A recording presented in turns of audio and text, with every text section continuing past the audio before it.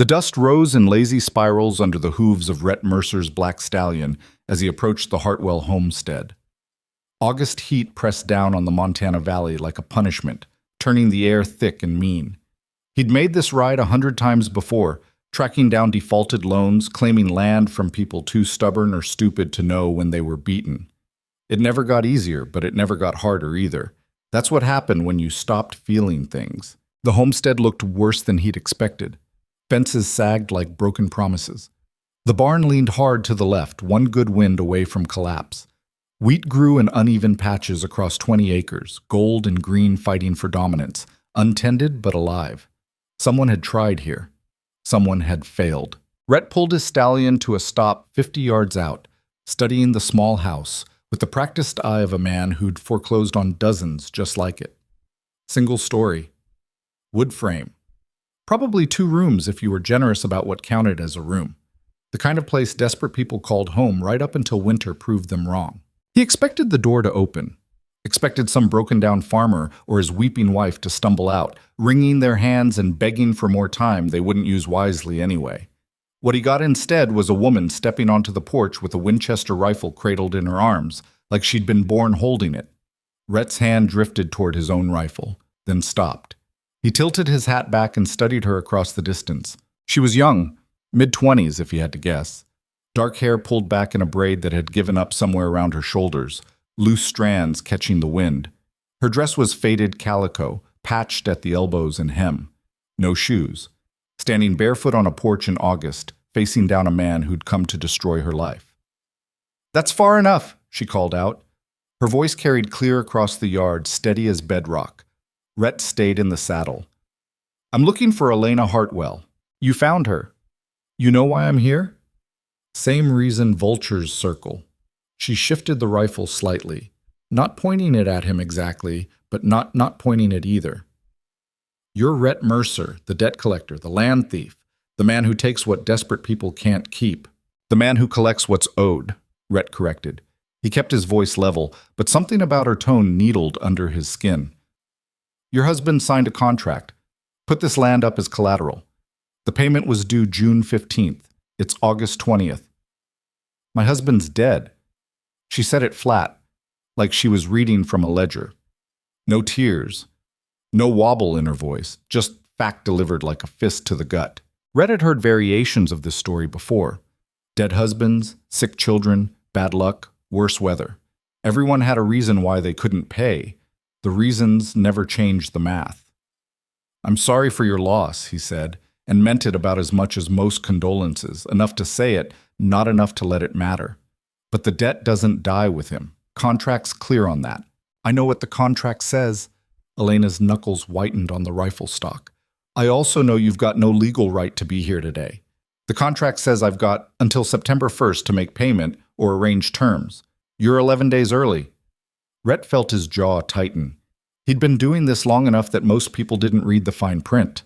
They just crumbled when he showed up, assumed the presence of a man like him meant their time was up. This woman had read every word. "You're right," he admitted. "September 1st is the date. But we both know you're not going to have the money by then. Nobody's going to loan to a widow with—" He glanced toward the house where small faces had appeared in the window, then vanished. "With a family to feed. I'm offering you a head start. Pack what you can carry, and I'll arrange transport to Billings. There's work in the city. Better than starving out here." How generous. The sarcasm could have stripped paint.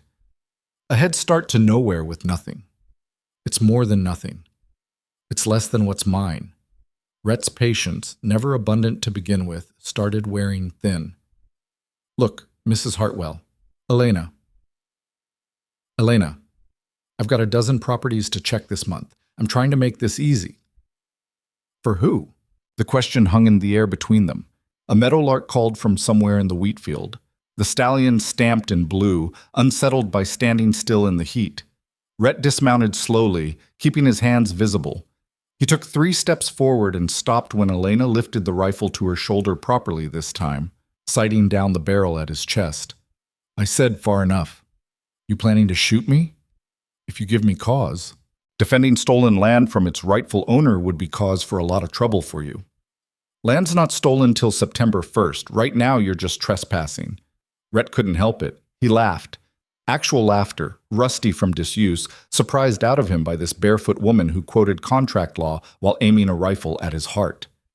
When was the last time someone had stood up to him? When was the last time someone had made him laugh? He couldn't remember. "You've got sand, I'll give you that," he said. "But sand won't pay off $1,200. Can you even harvest that wheat by yourself?" "I'll manage." 20 acres? Before the weather turns? You and what crew?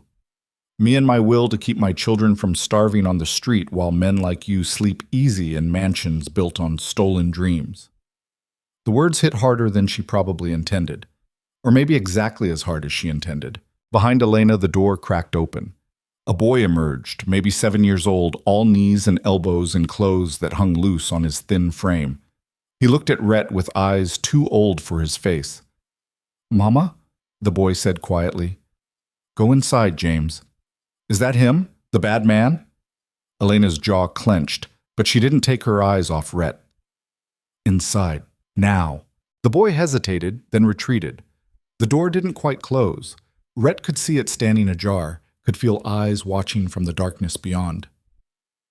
"The bad man," Rhett repeated. The words tasted bitter. "That's what you're teaching them? That I'm the villain in this story? Aren't you? I'm a businessman collecting a legitimate debt. Your husband borrowed money he couldn't repay. That's not my fault. My husband died trying to save a child who fell through ice. He was a good man who made one desperate decision to keep his family fed through winter. You're a rich man who makes money off desperate decisions. So yes, Mr. Mercer, you're the bad man in this story." Rhett's hands curled into fists at his sides. He'd been called worse, been called every name people could think of when he came to collect what was owed. It shouldn't have mattered what this woman thought of him. It shouldn't have, but it did. "I didn't make the rules," he said, hating how defensive he sounded. "I just play by them." "No, you profit by them. There's a difference." Rhett took another step forward. The rifle didn't waver. "Shoot me then," he said quietly. "If I'm so evil, if I'm the monster you think I am, pull that trigger and become the thing you're accusing me of being, someone who takes by force." Elena's finger rested on the trigger. For a long moment, neither of them moved. Sweat trickled down Rhett's spine. The sun beat down merciless. Somewhere a chicken clucked in distress. Then Elena lowered the rifle slowly, deliberately, her eyes never leaving his. "Get off my land," she said. "You'll have your answer September 1st. Not before." "Elena, Mrs. Hartwell to you." She took a step back toward the door. "You want this farm? You'll take it from my cold hands or not at all. Now leave before I forget I'm trying to teach my children that violence isn't an answer." She turned and walked inside, back straight, head high, moving like a queen abandoning a throne instead of a woman losing everything. The door shut with a solid click. Rhett stood in the yard for a full minute, staring at that closed door, feeling something uncomfortably like shame crawling up his throat. Then he mounted his horse and rode away, the taste of dust and failure in his mouth. He should have put it out of his mind. Should have filed it away with all the other foreclosures and moved on to the next name on his list. He had work to do. Properties to inspect, money to collect, an empire to maintain. Instead, Rhett found himself 3 days later sitting in the Last Dollar Saloon in Redemption, the nearest town to the Hartwell homestead, nursing a whiskey and trying not to think about barefoot women with rifles and eyes like storms. "Heard you went out to the Hartwell place," Samuel Briggs said, sliding into the chair across from him uninvited. Rhett glanced up. Briggs was a banker, soft-handed and ambitious, the kind of man who smiled when he ruined you. They'd done business before. Rhett didn't like him, but that had never stopped profitable partnerships. "News travels," Rhett said flatly. "In a town this size, you sneeze and people 3 counties over say Gesundheit." Briggs signaled the bartender for whiskey. "So? She surrender the deed?" "Not yet. September 1st is coming up fast. You want me to initiate foreclosure proceedings early? I can have the sheriff out there by... The contract says September 1st. Briggs blinked. "Since when do you care about the exact date?" "Since a woman called him the bad man and made him wonder if she was right. Since that's what's legal," Rhett said. "We do this by the book." Soft on her because she's pretty? Briggs leaned back, grinning. I saw her once in town. Dark hair, good bones, bit skinny, but time and food would fix that. If you want, I could arrange. Rhett's hand slammed down on the table hard enough to make the glasses jump. The saloon went quiet. Men turned to look. Finish that sentence, Rhett said very softly, and I'll break your jaw. Briggs went pale. He raised his hands in mock surrender, but his smile had edges. Easy, friend. Just making conversation.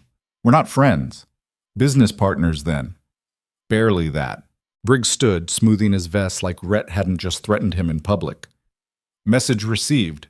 You've got your interests, I've got mine. But that land's valuable, Mercer.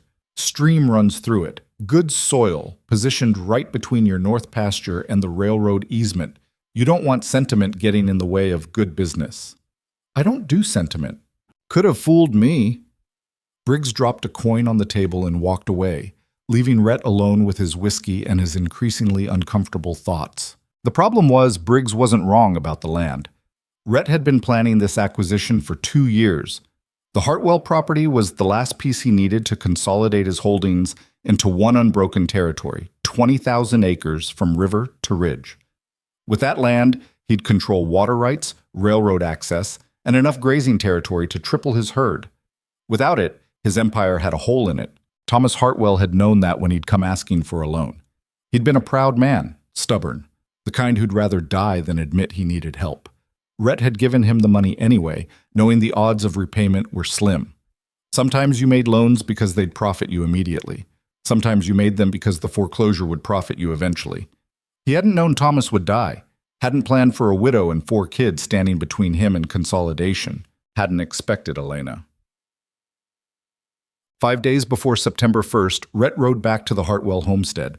He told himself it was just good business sense to check on his investment, to assess the property's condition, to see if Elena had miraculously found the money, or if he'd need to arrange foreclosure proceedings. He told himself a lot of things that weren't quite true. The place looked worse than before. The barn had partially collapsed in a recent storm, its skeleton leaning dramatically to the east. Someone had tried to brace it with spare timber, but the fix was temporary at best. The wheat field showed signs of amateur harvesting, uneven cuts, stalks broken instead of properly gathered, patches left standing while others lay in messy bundles. Elena was in the field when he arrived, wielding a scythe with more determination than skill. She'd gathered her skirt up somehow, tied it to make rough work pants, still barefoot, still alone. He watched her work for a full minute before she noticed him. When she did, she stopped mid-swing and straightened, one hand going to her lower back like it ached. "Come to gloat?" she called out. Rhett dismounted and walked to the edge of the field. Up close, he could see exhaustion written in every line of her face. Her hands were blistered and bleeding. She'd lost weight she couldn't afford to lose, but her eyes still burned with that same fierce determination. "Come to see if you need help," he heard himself say. Elena laughed, actually laughed, bitter and sharp. "Help? From you? That's rich." "I'm serious. So am I." She hefted the scythe like a weapon again. "Last time you were here, you came to take my home. Now, you want to help? What's the angle, Mr. Mercer?" "No angle. Everyone's got an angle." "Maybe I just don't want to see kids go hungry because their mother's too stubborn to accept help when it's offered." Elena's expression went cold. "My children won't starve. I'll work myself to death before I let that happen." "I can see that. That's the problem." She stared at him, trying to read his intentions, clearly finding nothing that made sense. Rhett couldn't blame her. He wasn't making sense to himself either. "Why?" she asked finally. "Why would you help me harvest the wheat that I'm going to sell to pay off a debt to you? That doesn't make any sense."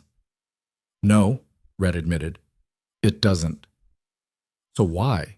He should have had an answer ready, should have prepared some logical explanation that would satisfy them both. Instead, he just told the truth. "Because your son called me the bad man, and I want to be able to look in a mirror again." Elena's expression flickered. Surprise, confusion, something else he couldn't name. Then it hardened back into suspicion. "I don't need your charity. It's not charity. It's—" He struggled for words. "Call it an investment in making sure the debt gets paid." "The debt won't get paid. We both know that." Not with that attitude. Not with any attitude. Elena gestured at the field, frustration bleeding through. Even if I harvest every stalk, even if I get a fair price, I'll have maybe $800. I need $1,200. The math doesn't work, Mr. Mercer. It never worked. What about the cattle? Sold 3 months ago to pay for medicine when Sarah got sick. The equipment? What equipment? She laughed again, that same bitter sound. You see any equipment worth selling? My husband built this place with his hands and hope. That's all we've got. Rhett looked around the struggling homestead, seeing it clearly for the first time. Really seeing it. Not as a business acquisition or a property to be claimed, but as a home, as a life. As the result of someone's dreams and efforts and probably countless hours of backbreaking work. It still wasn't enough. 7 days, he said. Elena blinked. What? Give me 7 days, we harvest the wheat together, get it to market, see what we can raise. If you're still short on September 1st, we'll figure something out. Figure something out? Like what? You going to suddenly forget I owe you $1,200? No, but maybe we renegotiate terms, extend the timeline, set up a payment plan. Why would you do that? Because I'm tired of being the bad man, Rhett said quietly. For a long moment, Elena just stared at him. The wind moved through the wheat field, making it whisper like it had opinions on the matter. Somewhere a crow cawed, harsh and judgmental. You stay in the barn, Elena said finally. You don't come in the house. You don't talk to my children unless I say so. You work dawn to dusk, same as me. And at the end of 7 days, if we're short, you extend the loan at the same interest rate for 1 year. Not adjusted, not renegotiated. Same terms. That's not... Those are my terms. Take them or leave them and get off my property. Rhett should have countered, should have negotiated like the businessman he was. Instead, he stuck out his hand. Deal. Elena looked at his offered hand like it might bite. Then she wiped her palm on her skirt and shook, her grip surprisingly strong. 7 days, she said. Don't make me regret this. I'll try not to. She turned back to the wheat field, hefting the scythe again. You know how to use one of these? Been a while. Then you better remember fast, we're already behind. The first day nearly killed him. Rhett had built his fortune through hard work and harder decisions, but it had been years since he'd done actual manual labor. He owned ranches, but he employed men to run them. He dealt in cattle, but other people did the branding and riding and breaking. Harvesting wheat by hand was a special kind of hell. The scythe was heavier than it looked, the rhythm harder to maintain. Swing too high and you missed stalks. Swing too low and you hit dirt and dulled the blade. His shoulders burned. His back screamed. Blisters formed on his palms in the first 2 hours. Elena worked beside him in silence, her own rhythm steady if slow.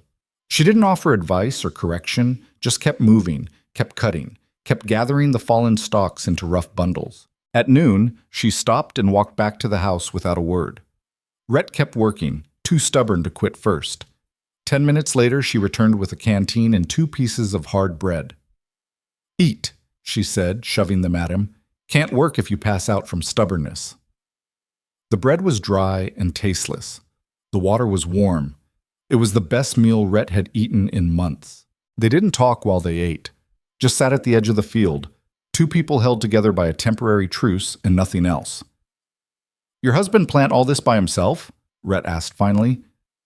Most of it. I helped. Good crop. Would have been better if he'd lived to see it mature properly. Rhett had no response to that. What could he say? Sorry your husband died leaving you with impossible debt? Sorry I'm the man who has to collect it? How did it happen? He asked instead. His death. Elena was quiet so long he thought she wouldn't answer. Then, February, cold snap came through, froze the creek solid. Miller's boy was skating and fell through where the ice was thin.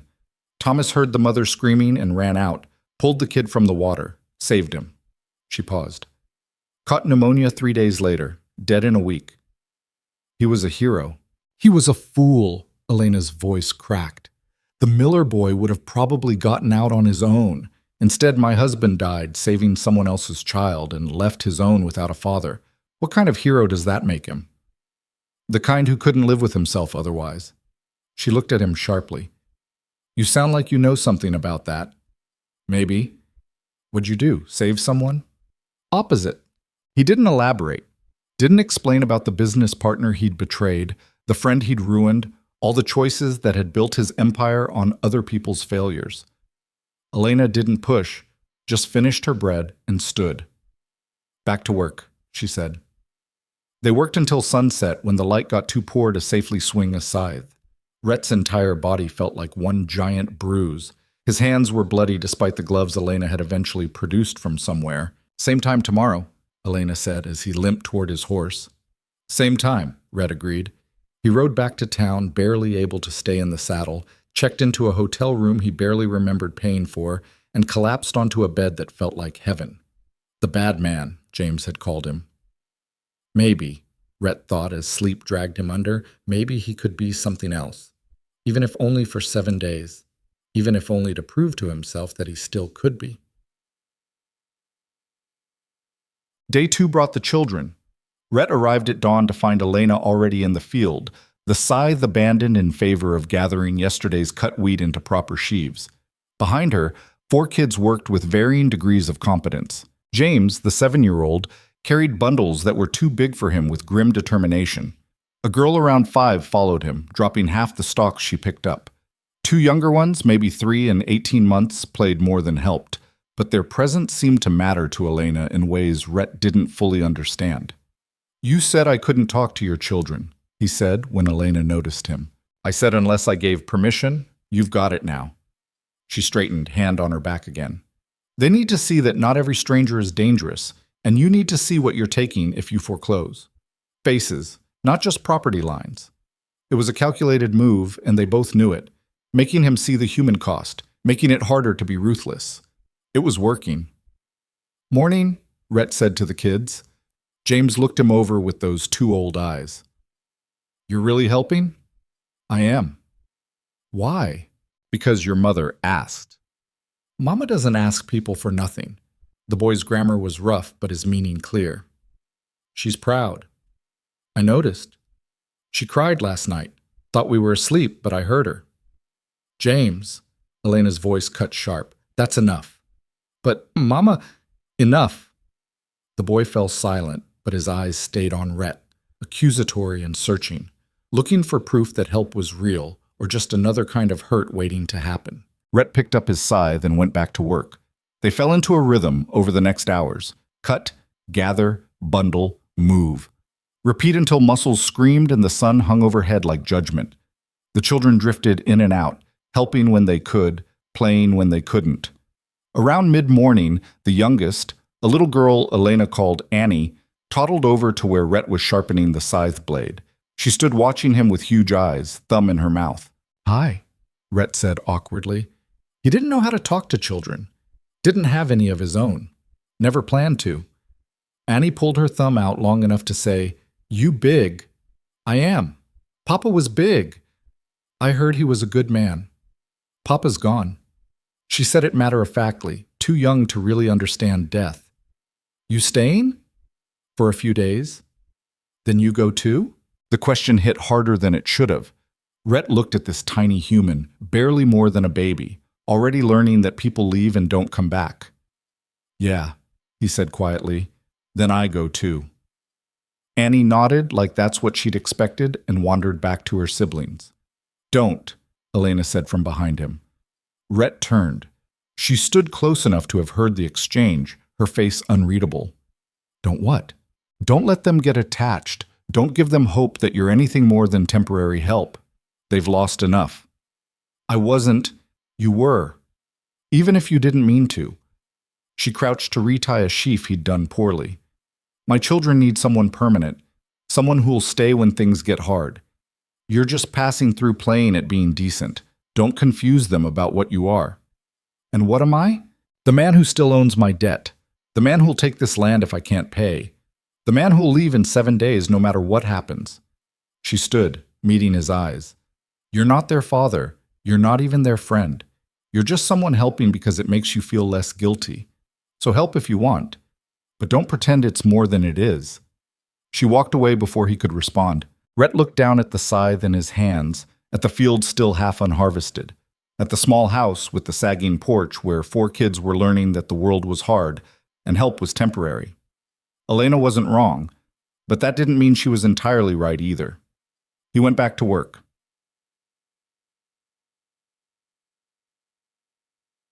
Day 3 brought the storm. They saw it building from noon onward, black clouds massing on the western horizon like an invading army. The air pressure dropped. The wind picked up. Birds went silent and headed for cover. "We need to get what's been cut under shelter," Elena said, staring at the sky with barely concealed dread. "If it rains on the sheaves, they'll rot. Entire harvest could be ruined. The barn's barely standing. It's all we've got." They worked faster, desperation lending strength to exhausted muscles. Loading sheaves onto a rickety cart, hauling them to the barn, stacking them as carefully as time allowed. The children helped however they could. Even Annie dragged stalks half her size toward the barn, while Elena ran between field and shelter, her face set and pale. The first drops hit when they were maybe 3/4 done. "Faster," Elena gasped, loading bundles with bleeding hands. Rhett grabbed what he could, moving at a run. His back screamed, his lungs burned. The rain came harder. Then James screamed. Rhett spun. The boy stood frozen at the edge of the field, pointing. A rattlesnake thick as a man's arm and pissed off by the sudden activity had coiled 2 feet from where Sarah was gathering wheat stalks. The 5-year-old hadn't seen it yet. Elena did. She sprinted across the field, faster than should have been possible, screaming her daughter's name. Sarah looked up confused, then saw the snake and froze, every instinct warring between run and stand still. The snake struck. Elena dove, shoving Sarah sideways. The fangs that would have caught the girl's leg sank instead into the meat of Elena's calf. She went down hard. The snake slithered away into the wheat, rain starting to fall in earnest now. Sarah was crying. James was running toward them. The 2 younger ones stood at the barn door, not understanding but scared by the fear in everyone else. Rhett reached Elena first. He'd moved without thinking, dropping everything, covering ground faster than he'd run in years. She was pale, her breath coming short and fast. "Sarah is fine, she's fine." Rhett looked at the wound, 2 punctures already swelling, venom working fast. "We need to get you to town, get you to a doctor." "The wheat?" "Forget the wheat." "I can't forget it. It's all I have. If it ruins, we lose everything. If you die, your children lose everything." Rhett didn't wait for permission. He scooped her up, ignoring her protests, and carried her to his horse. "James!" The boy ran over, pale and shaking. "Take your sisters inside, bar the door. Don't open it for anyone but your mother or me, understand?" "Is Mama going to die?" "No," Rhett said firmly, meeting Elena's fevered eyes over the boy's head. "She's not. I won't let her." He didn't know if it was a promise he could keep, but he said it anyway. He got Elena on the horse, mounted behind her, and rode for redemption like death itself was chasing them. The storm broke fully overhead, rain turning the trail to mud, lightning splitting the sky. Elena faded in and out of consciousness, her body burning with fever and venom. "Stay with me," Rhett growled, holding her against his chest. "Don't you dare quit now. Your kids need you, you hear me? Elena, stay with me." She mumbled something he couldn't hear over the thunder. He kicked the horse faster. The ride took forever and no time at all. Redemption materialized through the rain like a mirage, its few buildings huddled against the storm. Rhett headed straight for Doc Morrison's office, dismounting before the horse fully stopped. Morrison was 60, competent, and used to emergencies. He took one look at Elena and started barking orders. "Table, now! When did she get bit?" 20 minutes, maybe less. Rhett laid Elena down as gently as he could. "Rattler?" "Yes." "Shit." Morrison grabbed his kit, started pulling out instruments and medicines. "Might have been fast enough. Might not. This is going to hurt her. You got the stomach for it?" "Do what you need to do." Morrison looked at him sharply. "You sweet on this woman?" "I'm the man she owes money to." "That's not an answer." "It's the only answer you're getting. Save her." Morrison worked while Rhett watched, feeling more helpless than he'd ever felt in his life. Elena screamed when Morrison lanced the wound, cutting deep to let the venom drain. She thrashed when he applied something that burned. She wept when the pain got too much, broken sounds that cut Rhett deeper than any scythe could have. "Talk to her," Morrison ordered. "Keep her conscious. Don't let her slip away." Rhett moved to the head of the table, gripped Elena's hand. She squeezed back hard enough to hurt. "You're doing great," he said, feeling ridiculous and desperate all at once. "Just keep breathing. Stay with me." "My children," she gasped, "are safe. I told James to lock the doors." "The wheat? To hell with the wheat. You don't understand." Her eyes found his, fever bright and pleading. "It's all I have, all I can give them. If I lose it, I lose everything. If I lose them—" "You're not going to lose them. You promise?" She was delirious, asking him for things he had no business promising. But Rhett held her hand and lied with everything he had. "I promise." Elena's eyes closed, her breathing steadied. Morrison worked for another 20 minutes before stepping back, wiping sweat from his forehead. "She'll live," he said. "Got lucky. Snake probably didn't inject a full load of venom, or she'd be dead already. As it is, she's going to be sick for a few days. Weak. That leg's going to hurt like hell. But she'll recover? If infection doesn't set in, if she rests instead of doing something stupid like trying to work in a field 3 days from now." Morrison gave Rhett a pointed look. "Someone's going to need to make sure she stays put. I'll handle it." "I bet you will." Morrison started cleaning his instruments. "That'll be $5. Rhett paid it without hesitation, then paid 5 more. "Keep her overnight. Make sure she's stable." "And the children?" Rhett hadn't forgotten them. Terrified kids alone in a farmhouse during a storm, wondering if their mother was dead. "I'll check on them." He rode back through rain that had softened to a steady drizzle, arriving at the homestead as twilight turned everything gray. The door was still barred. He knocked, then called out. "James? It's Rhett Mercer. Your mother's alive. She's going to be okay." A long pause. Then the bar scraped aside and the door cracked open. James peered out, his face streaked with tears he'd probably been holding back for his sisters. "Promise?" the boy whispered. "Promise. Doc Morrison's keeping her overnight to make sure, but she'll be home tomorrow. She's going to be weak for a few days, though. Can you help take care of her?" James nodded, something adult and heavy settling onto his 2 young shoulders. "I can help too," Rhett found himself saying, "if you'll let me." "Why?" James asked again, that same question from before. "Why do you care?" Rhett crouched down to the boy's level, meeting his eyes. "Because your mother is the bravest person I've ever met," he said quietly, "and I'm tired of being the bad man. So if I can help, even a little, maybe I can be something else, even if just for a few more days." James studied him with those old eyes, weighing truth against lies, hope against experience. Finally, he opened the door wider. "Sarah's scared. Annie won't stop crying. Rebecca keeps asking for Mama. We'll figure it out together." Rhett stepped inside Elena's home for the first time. It was smaller than he'd imagined, more worn but somehow warmer too. Children's drawings pinned to walls, mismatched furniture that had been carefully mended, the smell of bread baked days ago still lingering. A home, he realized, not a property, not an asset. A home built from love and desperation and fierce, stubborn hope. He looked at the 4 children staring at him with fear and fragile trust, and felt something in his chest crack open. Something he'd kept locked away for years. Something that felt dangerously like hope. "All right," he said. "Who's hungry?" The night was chaos in the way all nights with 4 traumatized children probably were. Rhett had no experience with kids, no knowledge of bedtimes or appropriate meals or how to soothe a crying toddler. He fumbled through all of it, making mistakes and fixing them badly. But they ate. They slept eventually. And when morning came, Rhett rode to town to bring Elena home. She was pale and shaky, unable to put weight on her leg, but her eyes were clear and determined. "The wheat," she said immediately. "Most of it made it to the barn. Some got wet, but not as much as we feared. We're behind schedule. You're not working for at least 3 days, doctor's orders." "I can't afford 3 days." "You can't afford to die either." Rhett helped her into the wagon he'd borrowed. "I'll handle the field. You handle healing. That's the deal." "That wasn't the deal we made. Deals change." He climbed up beside her, took the reins. "Consider it an amendment." Elena started to argue, then stopped, something shifting in her expression as she looked at him. You stayed with my children last night. Someone had to. James said you made them breakfast. Terrible breakfast, but breakfast.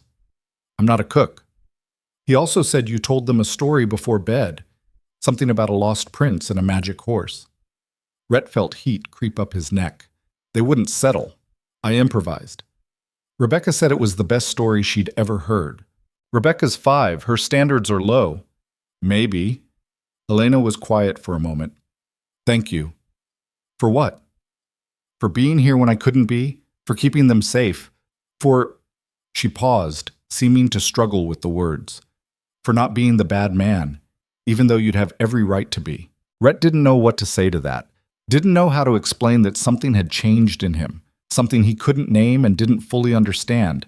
That helping her had stopped being about easing guilt and started being about what? He didn't have an answer, so he just drove the wagon home, helped Elena inside, and went back to the field while she rested. He worked alone that day and the next, cutting wheat with blistered hands and an aching back, proving to himself, or maybe to her, that he could be relied on. That his help wasn't just performance or temporary virtue. On the third day, Elena limped out to the field on a crutch James had fashioned from a broken hoe handle. You should be resting, Rhett said. I've rested enough. We're running out of time. 2 more days, we can do it. Not if I'm lying in bed while you do all the work. She lowered herself carefully to the ground and started gathering stalks one-handed. I can help like this at least. Rhett wanted to argue, wanted to make her go back inside and heal properly, but he recognized the look on her face. The same stubborn determination that had pointed a rifle at him 2 weeks ago, the same fire that had made her fight a rattlesnake for her daughter. All right, he said, but you rest every hour, and if that leg starts bleeding, you're done. Yes, doctor. They worked side by side as the sun climbed and fell. It should have been awkward, should have been tense. Instead, it felt almost comfortable, like they'd worked together for years instead of days. Tell me something, Elena said during one of her mandatory rest periods. Like what? Anything. I've told you everything about my life. You saw my home, my children, my failures. You know I'm a widow with impossible debt and stubborn pride. What do I know about you? I'm the man trying to take your land. Before that, who were you before you became the debt collector? Rhett sat down near her, wiping sweat from his face. Nobody had asked him that question in years. Most people only cared about who he was now, what he could do for or to them. I was nobody, he said finally, son of a rancher who drank himself to death and left nothing but debt. I built what I have from scratch, made hard choices, made enemies, got rich doing things I'm not proud of, like collecting from widows, among other things. Any family? Had a wife once. She left when she realized money couldn't fill whatever was missing in me. That was 10 years ago. Haven't heard from her since. Children? No, she made sure of that before she left. Elena absorbed this quietly. What was missing in you? If I knew that, maybe she would have stayed. Do you miss her? I miss what I thought we had. Turned out that was mostly in my head. I'm sorry. Don't be. I wasn't a good husband. Too focused on building an empire to remember why I was building it. And now? Did you figure out why? No. Rhett looked across the field at the half-harvested wheat, at the small house with smoke coming from its chimney, at the children playing near the barn. But maybe I'm starting to. Elena followed his gaze, her expression unreadable. For a long moment, neither of them spoke. The wind moved through the wheat. A hawk circled overhead.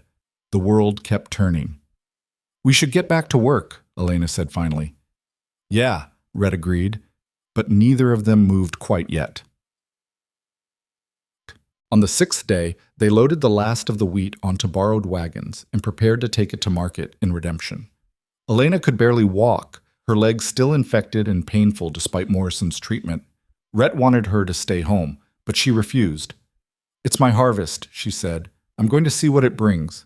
They made the trip slowly, the children riding in the back of the wagons with the wheat bundles, singing songs their mother taught them. James sat up front with Rhett, quiet and watchful, still trying to figure out what this stranger was to his family. You're leaving tomorrow, the boy said. That was the deal. What happens then? I don't know. Mama says we probably still won't have enough money. She thinks you'll take the farm anyway. Rhett's hands tightened on the reins. Your mother's probably right. Are you? Am I what? Going to take it? Even after helping us? It was the question Rhett had been avoiding thinking about. The question that had haunted him every night as he fell asleep exhausted and woke up sore. 7 days was almost over. The deal was done. And after all the work, all the struggle, Elena would probably still be short. Then what? I don't know, Rhett admitted. That's a grown-up way of saying yes. That's a grown-up way of saying I honestly don't know. James was quiet for a long moment. Then, Mama doesn't cry anymore. Not since you came. She sleeps better too. I hear her at night sometimes, not coughing or crying, just sleeping, like maybe things might be okay. Things might be. But probably not. But maybe. The boy nodded like that was better than nothing. Maybe it was. They reached Redemption by midday and found the grain merchant in his warehouse, a shrewd man named Patterson who'd been buying and selling wheat for 30 years. He examined the harvest with experienced eyes, running stalks through his fingers, checking for moisture damage and mold. He took his time.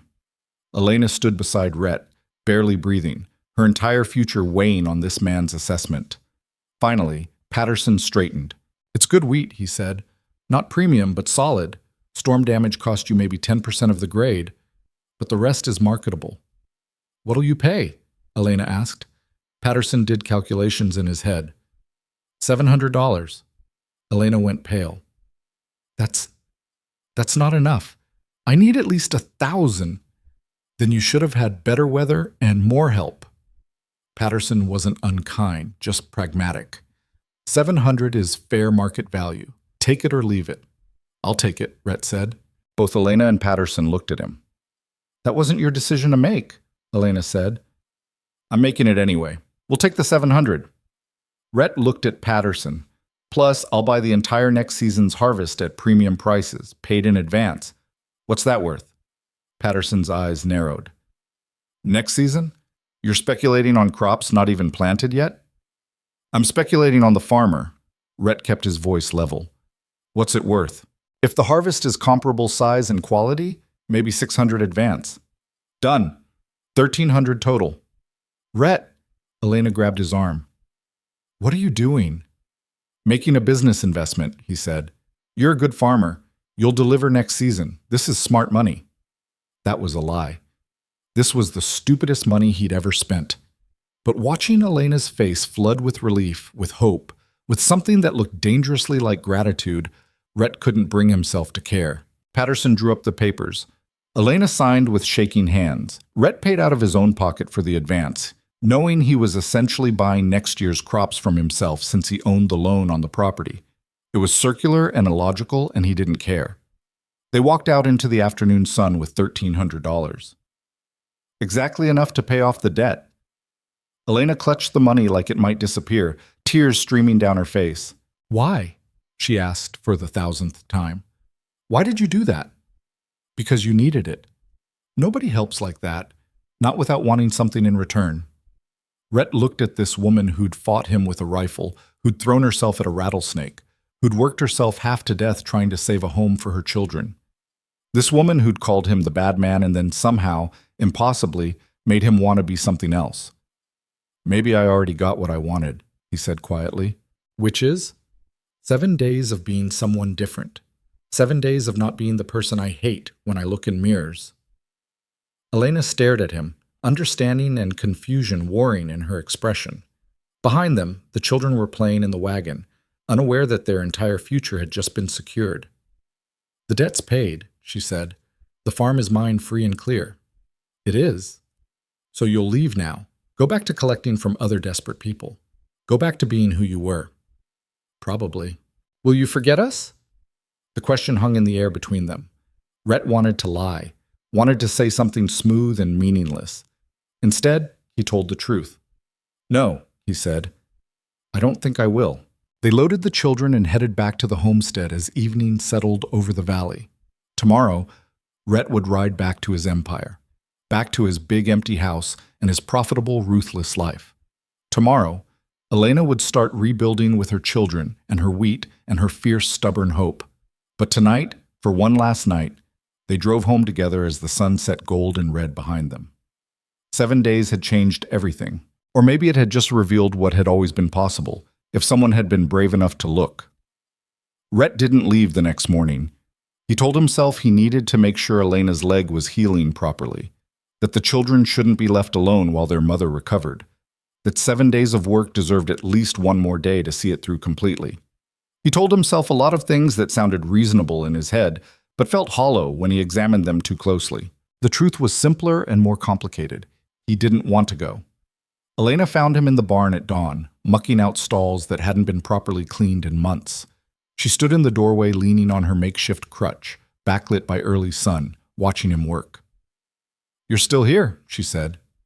"Noticed that, did you?" "Rhett." He stopped, pitchfork in hand, and turned to face her. "Your barn's falling apart.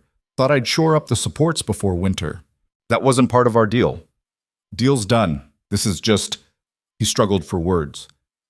"Neighborly." "We're not neighbors. You live in town in that big house everyone whispers about." "Maybe I'm tired of that house." Elena limped further into the barn, her expression cautious. The morning light caught her face differently now, softening the hard edges exhaustion had carved. She looked younger, more like the woman she probably was before life beat her down. "What are you doing, Rhett?" "Fixing a barn." "That's not what I mean." "I know what you mean." "Then answer the question." Rhett stuck the pitchfork in the ground and leaned on it. "I don't have a good answer. I should have left yesterday. Should be halfway back to my regular life by now. But every time I try to saddle up and ride out, I think about—" He stopped. "About what?" "About James asking if I'm the bad man. About Annie saying her papa's gone and asking if I'm leaving too. About you throwing yourself at a rattlesnake without thinking twice." He met her eyes. About what it felt like to be part of something that mattered for 7 days instead of just profitable. Elena was quiet for a long moment. Somewhere outside, the children were waking up, their voices filtering through the morning air. A rooster crowed late, lazy in the August heat. "You can't stay," Elena said finally. "I know. People will talk. Let them. I have children to think about. A reputation to protect. This town already thinks I'm—" She stopped, color rising in her cheeks. "Thinks you're what?" "Desperate enough to do desperate things to keep this farm." Understanding hit Rhett like a fist. "They think you and I haven't been to town since we sold the wheat, but I've heard things. Rebecca Miller came by yesterday afternoon while you were checking the fence line. She said people are wondering why a wealthy man is spending so much time at a widow's homestead. Said it doesn't look proper." "Proper?" Rhett spat the word like it tasted bad. "You nearly died saving your daughter, and I helped harvest your wheat to keep your children from starving. What part of that isn't proper?" "The part where you're still here when the work's done and the debt's paid." Elena's voice was steady, but her hands shook slightly on the crutch. "The part where you sleep in my barn and eat at my table, and my children are starting to look at you like what? Like maybe you'll stay." The words hung between them, heavy with implications neither was ready to name. Rhett crossed the barn slowly, stopping just close enough to see the exhaustion still etched in her face, the fear she was trying to hide behind practicality. "Would that be so terrible?" he asked quietly. "Yes, because you won't. You'll wake up one morning and remember you have an empire to run and debts to collect and a life that doesn't include a struggling farm and 4 kids who aren't yours. And when you leave, they'll be heartbroken. James is already half in love with having a man around. Sarah follows you everywhere. Even Rebecca's started smiling again. And you?" Elena's breath caught. "What about me? How do you feel about me being here?" "It doesn't matter how I feel. It's the only thing that matters." She looked away, jaw tight. "You scare me." "I'd never hurt—" "Not like that." She turned back, eyes fierce. "You scare me because for the first time since Thomas died, I don't feel like I'm drowning alone. You scare me because my children laugh more when you're around. You scare me because yesterday Annie called you Papa by accident, and instead of being horrified, I felt—" Her voice cracked. "I felt relieved, like maybe we could pretend to be whole again." "Elena." "But we can't, Because you're not him. You're not their father, and you're not my... She stopped, pressing her lips together. You need to go, Rhett, before this gets more complicated than it already is. She turned and limped toward the barn door, moving as fast as her injured leg allowed. Rhett watched her go, everything in him wanting to follow, to argue, to promise things he had no business promising. Instead, he went back to mucking stalls, working until his arms ached and his mind went mercifully blank. By noon, he'd made his decision. He found Elena in the kitchen, trying to knead bread dough one-handed while keeping weight off her bad leg. The children were outside, their voices carrying through the open windows. I'm going into town, he said. Something flickered across her face. Relief, maybe, or disappointment, or both. All right, I'll be back before dark. Rhett, I'm coming back, Elena. We can argue about whether that's smart or proper, or whatever else is worrying you, but I'm coming back. He left before she could respond, saddling his horse and riding toward redemption with his jaw set and his mind made up about something that probably qualified as the second stupidest decision he'd made in 2 weeks. The first had been agreeing to help harvest wheat. The second was about to be a lot more complicated. Redemption dozed in the afternoon heat, its main street largely empty except for a few horses tied outside the saloon and a wagon being loaded at the general store. Rhett rode straight to Samuel Briggs's bank, dismounted, and walked in without bothering to tie his horse properly. Briggs looked up from his desk, surprise crossing his face. Mercer, didn't expect to see you. Heard you were playing farmer out at the Hartwell place. I need to talk to you about the Hartwell loan. The loan that got paid in full 2 days ago? Briggs leaned back, smiling that oily smile Rhett had never liked. Nothing to discuss. She settled up. Clean transaction. I want to buy the adjacent parcels, the Morrison property to the east and the abandoned Fletcher homestead to the north. Briggs's eyebrows rose. Why? You already control the water rights in that valley. Those properties don't add much strategic value. They add a buffer. A buffer from what? From people like you, Rhett said flatly. I don't want anyone else pressuring Elena Hartwell or trying to buy her out the second she has another hard season. Understanding dawned slowly on Briggs's face, followed by something uglier. Amusement. You've gone soft on her. I've gone practical. She's proven she can work that land. I don't want some speculator coming in and ruining my investment in next season's harvest. Right, your investment. Briggs pulled out a ledger, making notes. The Morrison parcel is in probate. I can probably arrange a sale for $1,500. The Fletcher place is abandoned, technically owned by a bank in Denver. Call it $2,000 for both properties. Do it. Just like that?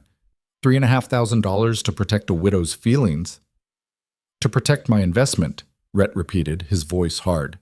Briggs studied him for a long moment, then shrugged. Your money to waste. I'll drop the papers. Should have them ready in a week. Rhett left the bank feeling like he'd just made either the smartest or stupidest investment of his life. Probably stupid. Almost definitely stupid. He didn't care. His next stop was the general store, where he bought supplies he had no business buying. Good lumber for repairs, proper tools, winter provisions, a doll with painted china face that cost more than most men earned in a week. Martha Henderson, who ran the store with her husband, watched him pile goods on the counter with poorly concealed curiosity. Heard you've been helping Elena Hartwell, she said carefully. News travels fast. In a town this small, you could sneeze in the morning and be diagnosed with consumption by afternoon. She wrapped the doll in brown paper. People are talking. People always talk. They're saying things, mean things, about Elena. Rhett's hand stilled on the lumber he'd been examining. What kind of things? Martha glanced toward the back of the store where her husband was restocking shelves, then lowered her voice. That she traded favors for your help. That a decent woman wouldn't let a man stay on her property unchaperoned. That her children need to be looked after by someone more... She paused, choosing words carefully. More morally sound. Rage, white-hot and immediate, flooded through Rhett. Who's saying this? Does it matter? Once talk starts, it spreads like fire. Martha rang up his purchases. I don't believe it myself. Elena's a good woman, but not everyone's as generous in their thinking. Then maybe those people need to learn to keep their mouths shut. Or maybe, Martha met his eyes, Maybe you could give them less to talk about. The implication was clear. Stop visiting. Stop helping. Stop giving the gossips ammunition.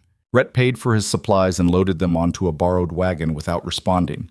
He wanted to rage, to punch something, to ride through town announcing that Elena Hartwell had more integrity in her little finger than most of Redemption's respectable citizens had in their whole bodies. But that would just make things worse. He drove the wagon back to the homestead as sunset painted the sky orange and red. The children saw him coming and ran out to meet him, even Annie toddling as fast as her short legs would carry her. "You came back!" Sarah shouted, genuinely surprised. "Said I would, didn't I?" James helped him unload, quieter than his siblings, but watching Rhett with those careful eyes. Elena stood on the porch, leaning against the post, her expression unreadable. "You bought supplies," she said. "Your barn needs proper repairs. Can't do that with spit and hope." "Rhett, I also bought this." He pulled out the wrapped doll and handed it to Rebecca, the 3-year-old who rarely spoke. She unwrapped it slowly, reverently, then clutched it to her chest with a sound that might have been joy or might have been a sob. "You didn't have to do that," Elena said quietly. "I wanted to." They stood there in the fading light, children playing around them, something shifting in the air between them that felt inevitable and terrifying all at once. "Town's talking," Rhett said. "About you. About us." Elena nodded, unsurprised. "I figured they would." "Martha Henderson says they're questioning your fitness as a mother." The color drained from Elena's face. "What?" "Saying you're not proper, that your children need looking after by someone more morally upstanding. Because you've been here. Because people are small-minded and cruel." Elena's hand gripped the porch post so hard her knuckles went white. I can't lose my children. They're all I have. If the town decides I'm unfit, if they get the law involved, they won't. You don't know that. I know I won't let it happen." "How?" Elena's voice rose, panic bleeding through. "How can you stop an entire town from deciding I'm a fallen woman? How can you protect my children from gossip and judgment and, I can marry you?" The words came out before Rhett fully thought them through. They hung in the air between them like a challenge, or maybe a prayer. Elena stared at him. "What?" "I can marry you," Rhett repeated, committing now to the insanity. "Tomorrow, if you'll have me. In front of the whole town. Make it legal and proper and give them nothing to gossip about except how fast we did it." You can't be serious." "I'm completely serious. You don't want to marry me. You barely know me. I know you're brave and stubborn, and you love your children more than your own life. I know you'd rather die than beg. I know you make terrible coffee and sing off key when you think no one's listening, and you're the strongest person I've ever met." Rhett took a step closer. "I know 7 days with you felt more real than 10 years of my previous life." Elena shook her head, tears starting to track down her face. "This is crazy." "Probably. People will think I trapped you, that I seduced you into it. Let them think what they want. Your reputation, my reputation is that I'm a ruthless bastard who forecloses on widows. Maybe it's time I had a different reputation." "Rhett," Elena's voice broke. "You can't upend your entire life for me, for us. We're not worth that." He closed the distance between them, careful not to touch her, but close enough that she had to look up to meet his eyes. "You are worth that," he said quietly. "You and those 4 kids who sing too loud and ask too many questions and made me remember what it feels like to be part of something bigger than money. You're worth every bit of trouble this is going to cause. You'll regret it. Maybe, but I'll regret leaving more." Elena searched his face, looking for the lie, the angle, the trap. Rhett let her look. Let her see whatever she needed to see. "Why?" she whispered finally. "Why would you do this?" "Because for the first time in my life, I want to be the man in the story who stays instead of the one who leaves. Because your son asked if I was the bad man, and I want to prove him wrong. Because—" He stopped, the words catching in his throat. "Because I'm falling in love with you, and I don't know how to stop." Elena's breath hitched. Fresh tears spilled over. "You can't love me. You don't even know me." "Then I'll spend the rest of my life learning. If you'll let me." She stood there crying silently, her whole body shaking with the weight of decisions too big to make in sunset light, with 4 children playing nearby and a town full of gossip waiting to judge. They'll think I'm using you, she said finally. I don't care. They'll say terrible things. Let them. Your friends? I don't have friends. I have business associates who will forget me the second I stop being useful. Rhett, yep. Marry me, Elena.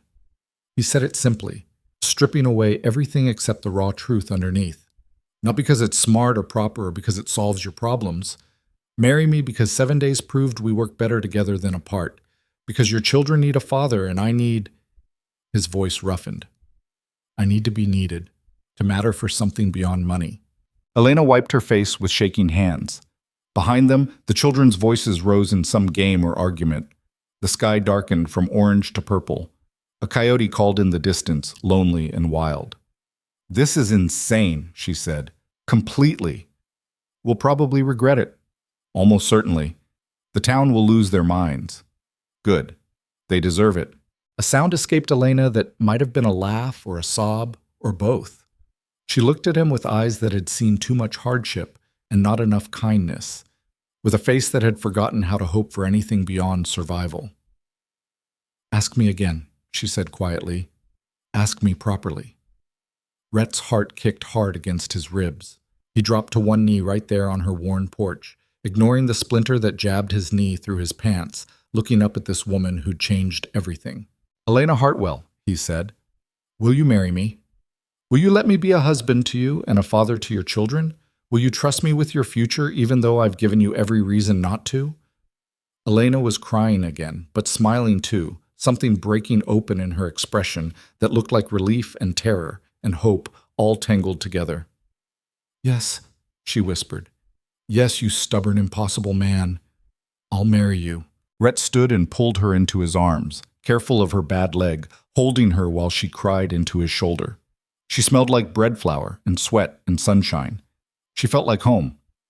The children noticed eventually and came running, demanding to know why their mother was crying and why the bad man was hugging her. I'm not the bad man anymore, Rhett told James seriously. I'm going to be your papa, if that's all right with you. James looked between them, trying to process this new information. Like a real papa. Like a real papa. Will you leave like our other papa did? The question hurt more than it should have. Rhett crouched down to James's level, meeting his eyes. Your other papa didn't want to leave. He died being a hero. I'm choosing to stay, and I'm going to keep choosing it every single day. That's a promise. How do I know you'll keep it? You don't. Not yet.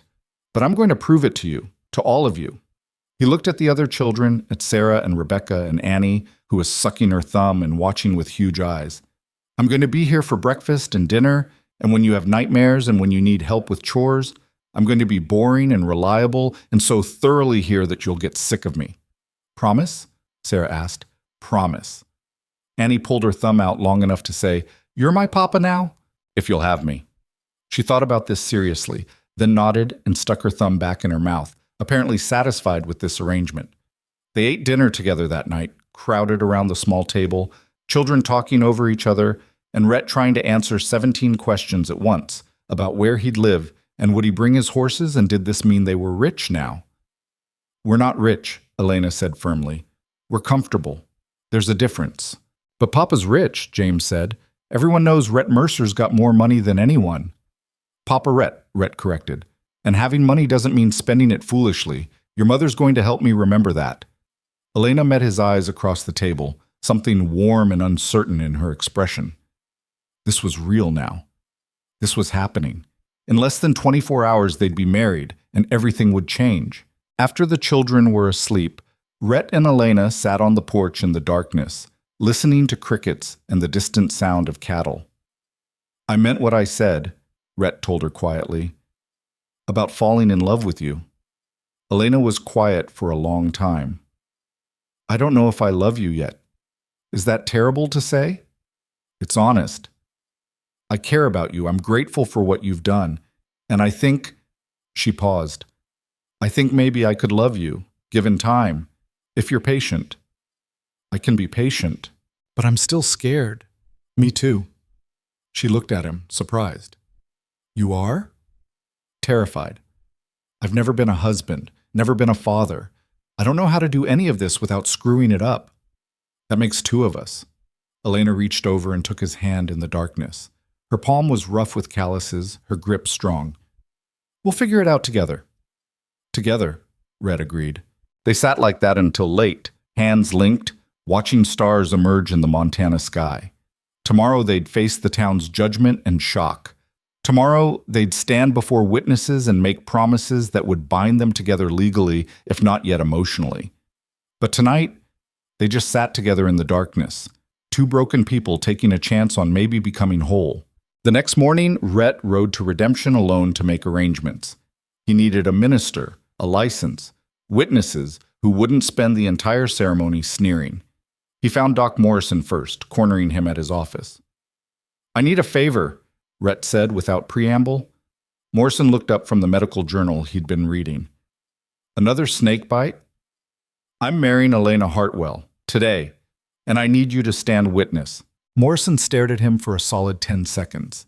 Then he started laughing, the kind of deep belly laugh that suggested he'd been waiting years for something this entertaining. You're serious, he said when he could breathe again. Completely. Son, you've known that woman for 2 weeks. 11 days, actually. Oh, well then, 11 days, that changes everything. Morrison wiped his eyes. Do you have any idea what you're doing? Not even a little bit. And you're doing it anyway? Yes. Morrison studied him, humor fading into something more serious. Why? Because she needs protection from this town's gossip. Because her children need a father. Because... Rhett stopped. Because I want to. That's the worst reason I've ever heard for getting married. Probably. Will you stand witness anyway?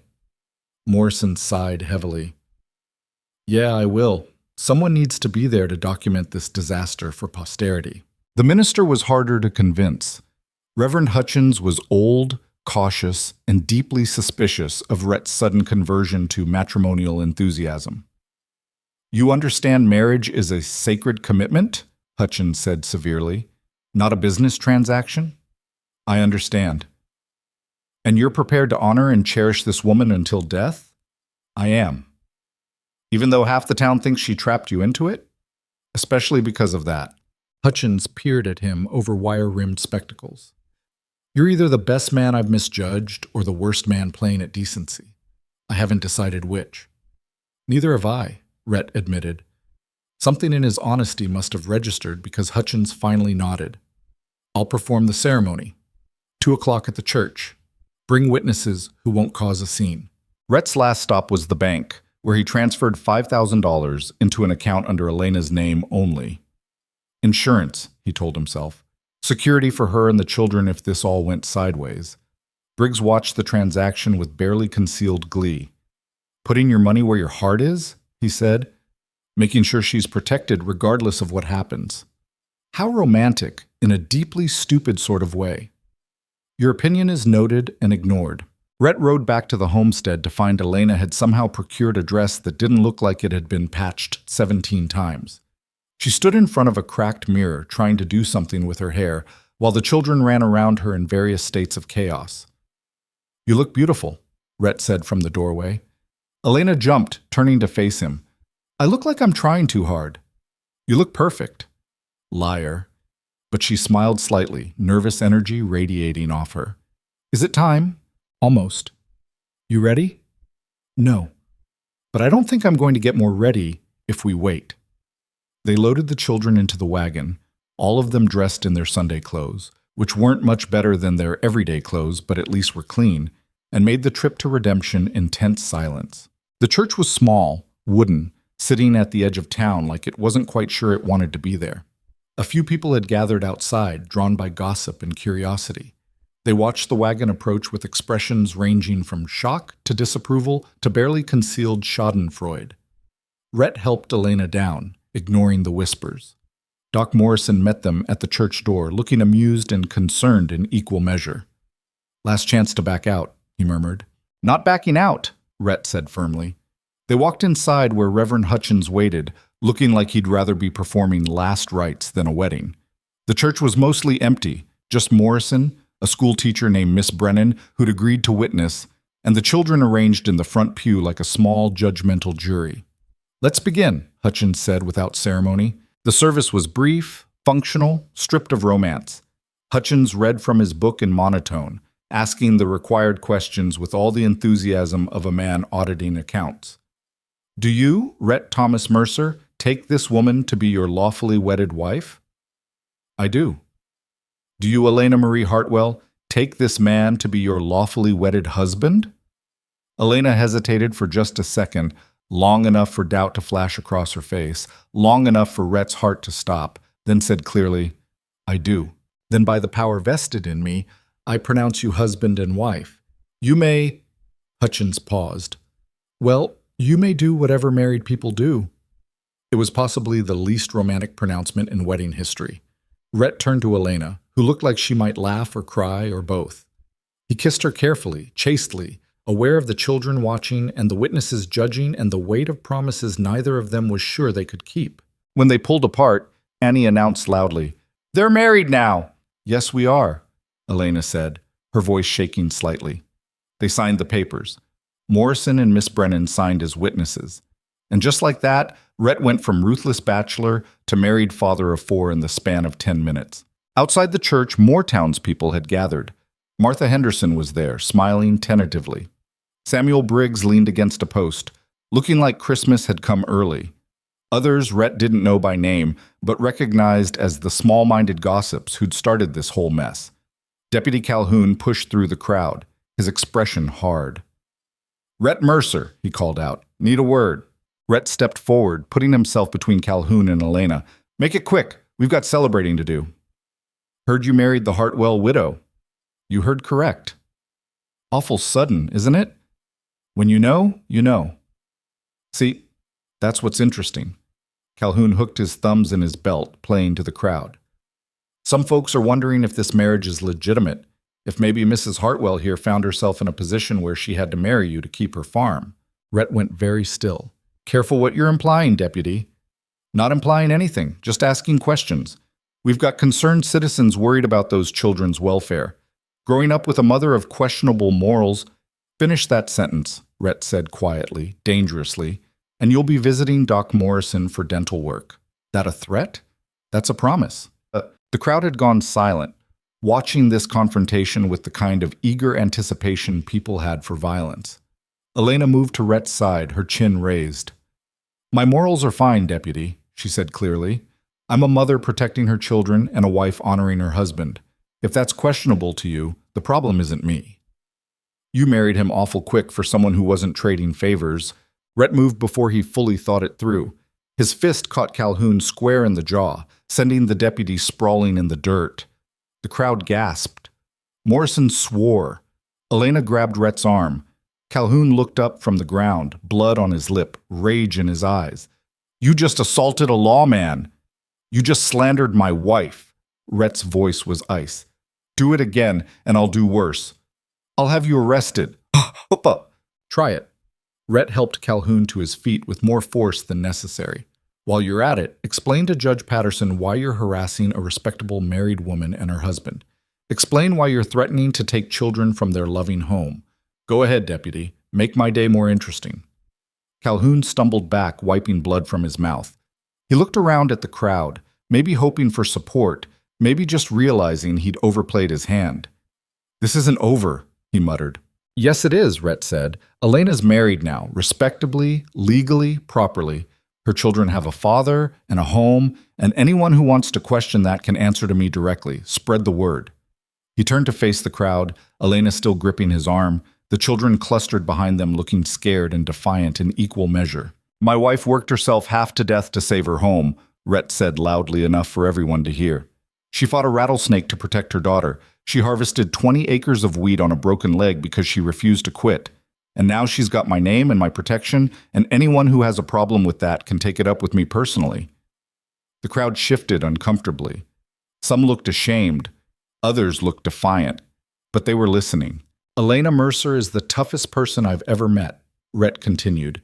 "And if this town wants to judge her for surviving, for fighting, for protecting her family by any means necessary, then you're all smaller than I thought." Silence followed his words.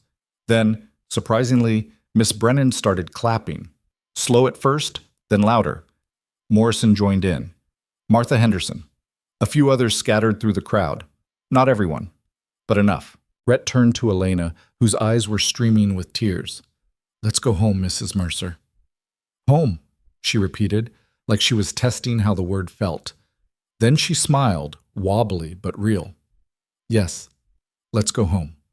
They loaded the children into the wagon and drove out of Redemption while half the town watched, leaving behind gossip and judgment and the life Rhett had known before. By the time they reached the homestead, the sun was setting gold across the valley. Their valley now. Their home. James helped unhitch the horses without being asked. Sarah carried Annie inside. Rebecca clutched her new doll like a talisman, and Elena stood beside Rhett on the porch watching the sky darken, legally his wife now, tied to him by promises neither was entirely sure they could keep. "What happens now?" she asked quietly. "Now we figure out how to be married. Any ideas on how to do that?" "Not a single one." Elena laughed despite everything, the sound surprised and genuine. "We're going to be terrible at this." "Probably." Rhett took her hand. "But we'll be terrible together. That counts for something." "Does it?" "Has to, otherwise we just made the stupidest decision of our lives for nothing." "Speak for yourself." "I made that decision when I married Thomas." "How'd that work out?" Elena looked at the house where her children were, at the land she'd nearly died protecting, at the man beside her who'd appeared as an enemy and somehow become something else entirely. "It worked out," she said softly. "Right up until it didn't, and then you appeared. Lucky you." "Maybe." She squeezed his hand. "Ask me in a year if I still think so." They stood together as stars emerged and coyotes called, and somewhere in the house a child laughed at something. The first night of a marriage that made no sense. The first night of trying to be a family when neither of them knew what that looked like. It should have been terrifying. It was terrifying. But standing there with Elena's hand in his, and 4 children who might someday call him Papa without the weight of doubt behind it, Rhett thought maybe terrifying wasn't the worst place to start. Maybe it was exactly where they needed to be. The first week of marriage was nothing like Rhett had imagined, though in fairness, he hadn't imagined much beyond the ceremony itself. He'd been too focused on solving the immediate problem to think about what came after. What came after turned out to be complicated. He moved his things from town into the small homestead, which meant the already cramped house got even more cramped. His trunk of clothes sat in the corner of what was now their bedroom, a constant reminder that he didn't quite fit into this space yet. Elena gave him half the closet and 1 drawer in the dresser, practical arrangements that felt bizarrely intimate for 2 people who were essentially strangers sharing a name. The first night they stood on opposite sides of the bed like it might bite them. "I can sleep in the barn," Rhett offered. "You're my husband. Husbands don't sleep in barns." "Some do." "Not mine." Elena pulled back the quilt with shaking hands. "We're married, properly. That means sharing a bed." "Elena, we don't have to." "I know we don't have to." She climbed in, staying as far to her edge as physics allowed. "But I won't have people saying this marriage isn't real, that you sleep elsewhere because I'm not." She stopped. "Not what?" "Not enough. Not worth staying for." Rhett understood then. This wasn't about desire or even affection. This was about proof. About showing herself and maybe the world that someone had chosen her, stayed with her, wanted to be beside her even in the dark. He got into bed, staying on his edge, careful not to touch. The space between them felt miles wide. "For what it's worth," he said quietly into the darkness, "you're more than enough." Elena didn't respond, but he heard her breathing change, heard something that might have been crying muffled into her pillow.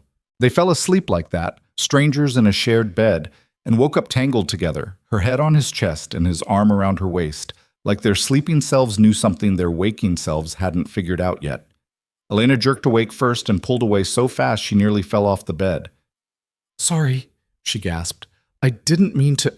"It's fine. I must have rolled over in my sleep. Elena, it's fine."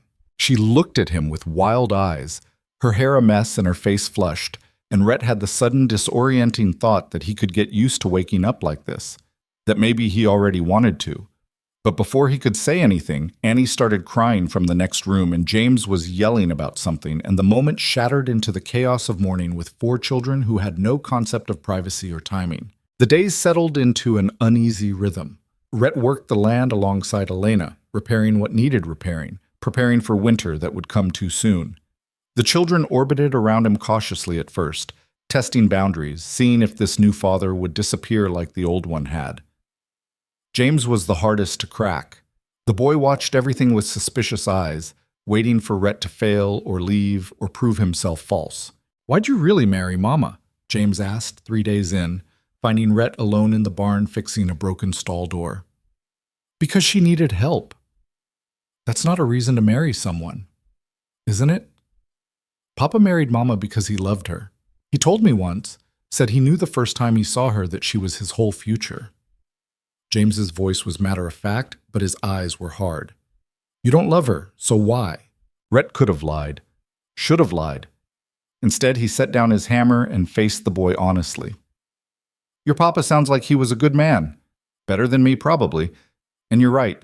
I didn't marry your mama because I loved her. I married her because this town was going to destroy her reputation and take you kids away, and I couldn't let that happen." "Why not?" Because she didn't deserve it.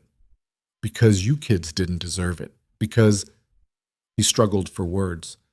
"Because sometimes you see someone fighting so hard to survive that you can't just walk away and leave them to drown. That's still not love."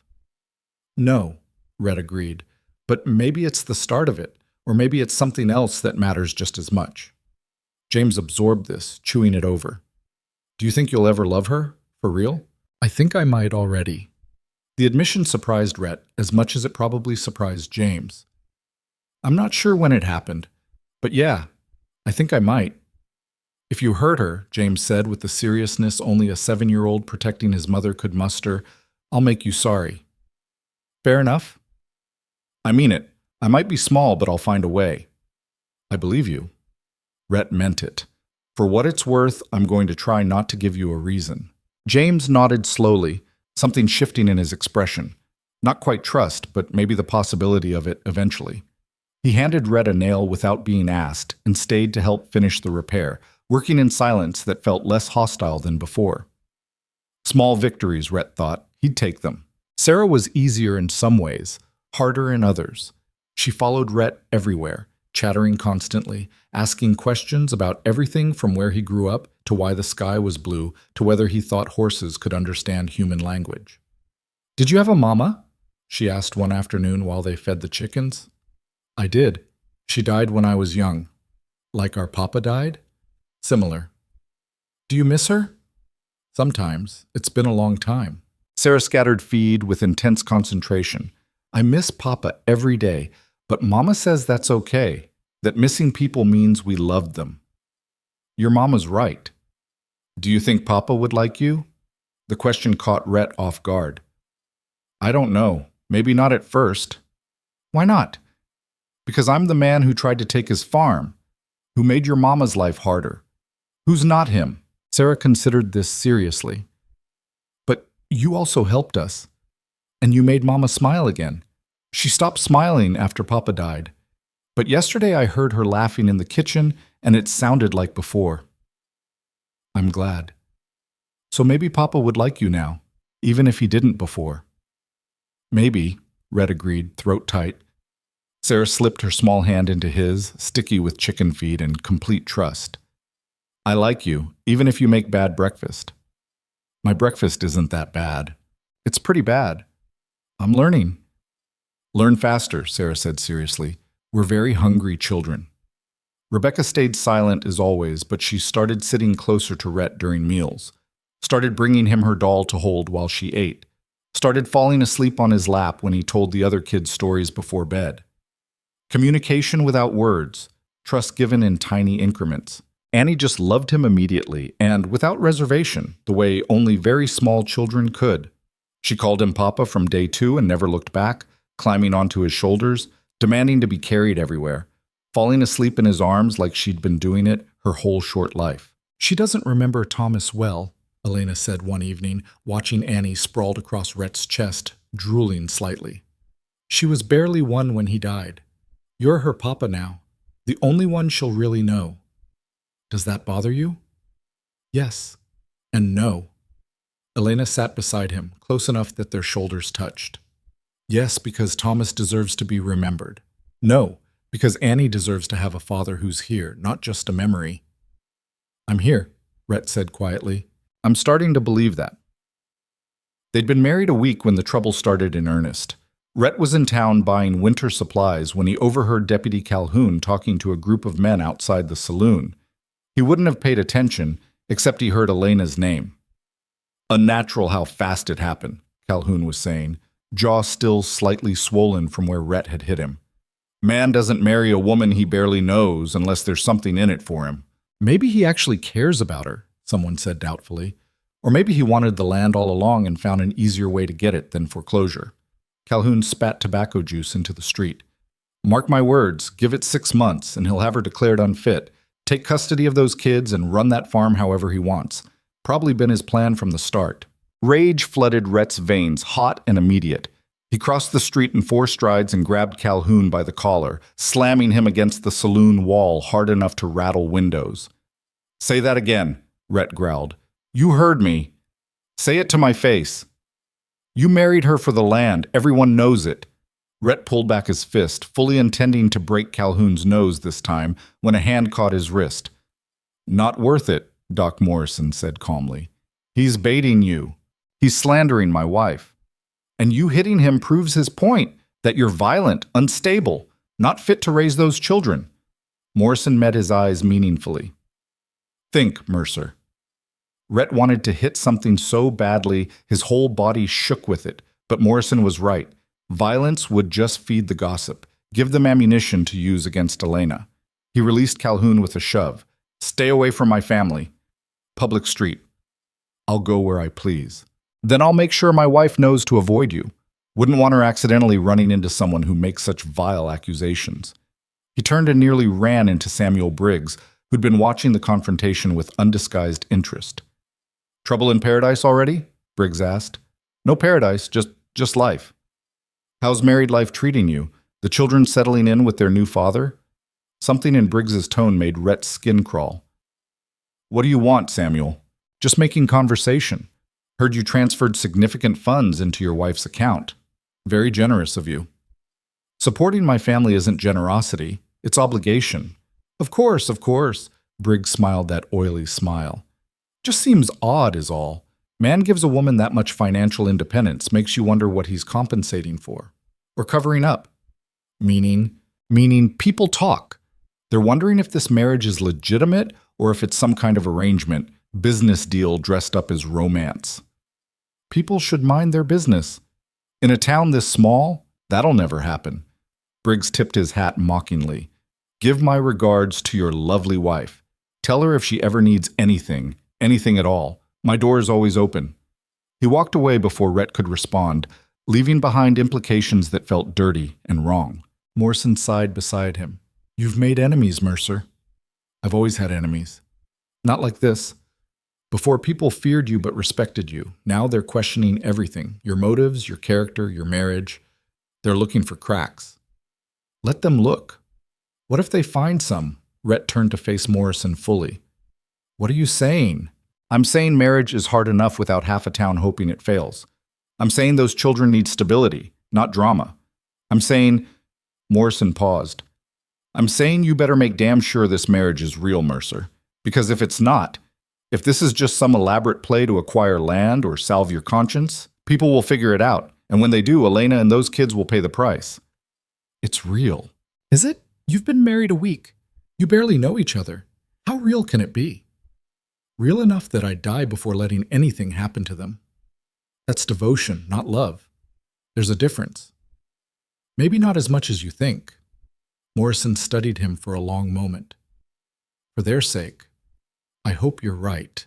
Rhett rode home with Morrison's words echoing in his head and Calhoun's accusations burning in his chest. The homestead appeared on the horizon like salvation, smoke rising from the chimney, children's voices carrying on the wind. He found Elena in the garden, harvesting the last of the vegetables before frost killed them. She looked up when she heard his horse, shading her eyes against the afternoon sun. "You're back early," she said. "Ran into some trouble in town." "What kind of trouble?" Rhett dismounted and told her everything. Calhoun's accusations, Briggs's implications, Morrison's warnings. Elena's expression went carefully blank as she listened, her hands stilling on the vegetables. "They think you married me for the land," she said when he finished. "They're idiots." "Are they?" "Elena, you spent 2 years planning to acquire this property. Everyone knows that. Then suddenly you're helping me harvest wheat and marrying me within 2 weeks. Can you honestly blame people for wondering?" "I can blame them for assuming the worst. That's what people do." Elena stood, brushing dirt from her skirt. Her voice was steady, but her hand shook slightly. "They assume the worst because the worst is usually true." "Not this time." "How do I know that?" She met his eyes, fear and doubt swimming in her expression. "How do I know you didn't plan this? That you're not playing some long game I'm too stupid to see?" The question hurt more than it should have. "You really think that?" "I don't know what to think. We've been married a week, Rhett. 1 week. And already the town's turning against us, against me. They think I'm either a fool or a whore, and I don't—" Her voice broke. "I don't know which is worse. You're neither." "Then what am I?" "You're my wife," Rhett said firmly. "You're the mother of 4 incredible kids. You're the strongest person I know, and you're the woman I chose when I could have chosen anything else." "But why?" Elena's eyes filled with tears.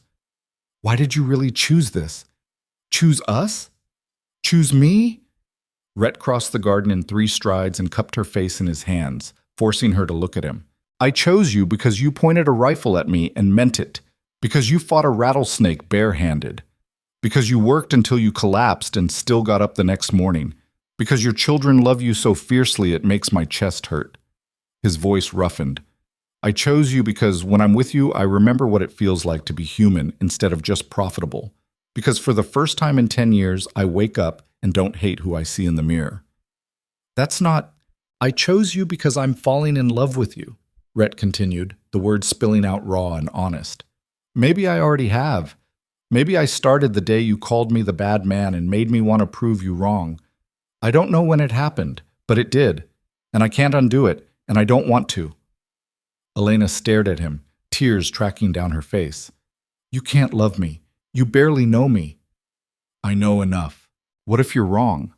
What if you wake up in 6 months and realize this was all a mistake? Then I'll spend the next 6 months after that proving it wasn't." He wiped her tears with his thumbs. "Elena, I'm not going anywhere. I'm not using you. I'm not playing games. I'm just a man who found something worth fighting for and refuses to let go. The town won't stop talking. Let them talk. They'll make our lives hell. They can try." "Rhett, He kissed her. Not carefully or chastely like their wedding kiss, but properly, desperately, trying to communicate everything he didn't have words for, fear and hope and commitment, and something that felt dangerously close to love. Elena froze for half a second, then kissed him back just as desperately, her hands fisting in his shirt like she was drowning and he was the only solid thing. They broke apart, breathing hard, foreheads pressed together, the garden around them forgotten. "I'm scared," Elena whispered. "Me too. What if this doesn't work? What if it does?" She laughed wetly. "You're supposed to be reassuring." "I'm terrible at reassuring, but I'm very good at stubborn, and I'm stubbornly committed to making this work." "Even when it's hard?" "Especially when it's hard." Elena pulled back enough to look at him properly. Her eyes were red, her face blotchy, her hair escaping its braid in about 17 directions. She looked exhausted and scared and absolutely beautiful. "I don't love you yet," she said quietly. "I want to be honest about that." "I know. But I think I could. Maybe I'm already starting to." "That's enough." "Is it?" "It's more than enough." Rhett tucked a loose strand of hair behind her ear. "We'll figure the rest out as we go." A door slammed and James appeared on the porch. "Mama, Sarah spilled the milk and Annie's crying and Rebecca won't let go of her doll and I don't know what to do." The moment shattered back into reality. Elena wiped her face and called back, "Coming!" She started toward the house, then turned back. "Rhett? Yeah? Thank you for choosing us, even when it would have been easier not to." Easiest choice I ever made, Rhett said, and meant it. That night they fell asleep on their separate edges of the bed again. But this time, when Rhett woke to find Elena curled against him, he didn't question it. Just tightened his arm around her and let himself believe, maybe for the first time, that this might actually work. The trouble, when it came, arrived in the form of an official-looking man on an official-looking horse 3 days later. Rhett was teaching James how to properly split firewood when the rider approached, carrying a leather satchel and an expression that promised nothing good. "Rhett Mercer?" the man called out. "That's me." "I'm Harold Graves, Territorial Child Welfare Inspector." He dismounted stiffly. "I'm here to conduct an investigation into the living conditions of the 4 minor children residing on this property." Rhett's blood went cold. "Investigation? We received a complaint. Several, actually, concerned citizens questioning the fitness of the home environment." Graves pulled papers from his satchel. "I have authority to inspect the premises, interview the children, and make recommendations to the territorial judge regarding their continued placement." "Placement?" Rhett's voice came out dangerous. "These children are with their mother, their legal guardian. There's no question of placement. That's what I'm here to determine." Graves looked past Rhett toward the house where Elena had appeared in the doorway, the other children clustered behind her. "Mrs. Mercer, I presume?" Elena came forward slowly, her face pale. "What's this about?" "Routine investigation, ma'am. Nothing to be concerned about if everything is as it should be." "Who filed the complaint?" Rhett demanded. "That information is confidential." "Like hell it is." Rhett. Elena's hand on his arm stopped him. "Let him do his job. We have nothing to hide." They had nothing to hide, but Rhett knew enough about how these things work to be terrified anyway. Investigators looking for problems usually found them, whether they existed or not. Graves spent 2 hours walking through the property, making notes, asking questions. He measured the square footage of the house, checked the food stores, examined the sleeping arrangements, interviewed each child separately, his questions gentle but probing. Did they feel safe here? Were they fed regularly? Did anyone hurt them? Did Mr. Mercer ever yell or raise a hand to them? Rhett stood in the yard feeling helpless and furious, watching his new family be scrutinized like specimens under glass. Elena stood beside him, vibrating with barely contained terror. "This is Calhoun," Rhett said quietly. "Has to be. Or Briggs, or any of the people who think I'm unfit." Elena's voice shook. "What if he takes them? What if he decides I'm not—" "He won't. You can't promise that." She was right. He couldn't. Graves emerged from the house an hour later, his expression unreadable. He made more notes, asked a few more questions about their marriage, about Rhett's history, about Elena's late husband. "When exactly did you marry?" Graves asked. 8 days ago, Rhett said. "Rather sudden courtship." "When you know, you know." "Interesting that you married so soon after Mrs. Mercer, Mrs. Hartwell at the time, nearly lost her property to foreclosure. Almost convenient timing." "There was nothing convenient about any of it." "I'm sure." Graves made another note. "And your business, Mr. Mercer, you collect debts, is that correct?" "I'm a rancher and investor." "Who happened to hold the note on this very property?" "Yes." "And now you're married to the debtor. Some might see that as a conflict of interest." "Some might see it as a man falling in love," Elena interjected, her voice steady despite the fear in her eyes. "Odd timing or not, my husband has been nothing but good to me and my children. We're fed, clothed, warm, and loved. That's more than many families in this territory can claim." Graves studied her for a long moment. "The children seem well cared for. The home is clean, if crowded. Food stores are adequate for winter. No signs of abuse or neglect." Relief flooded through Rhett so intensely he almost staggered. "However," Graves continued, and the relief turned to ice, "there are concerns about the rushed nature of this marriage, about Mr. Mercer's previous reputation, about whether this arrangement is truly in the children's best interests long term."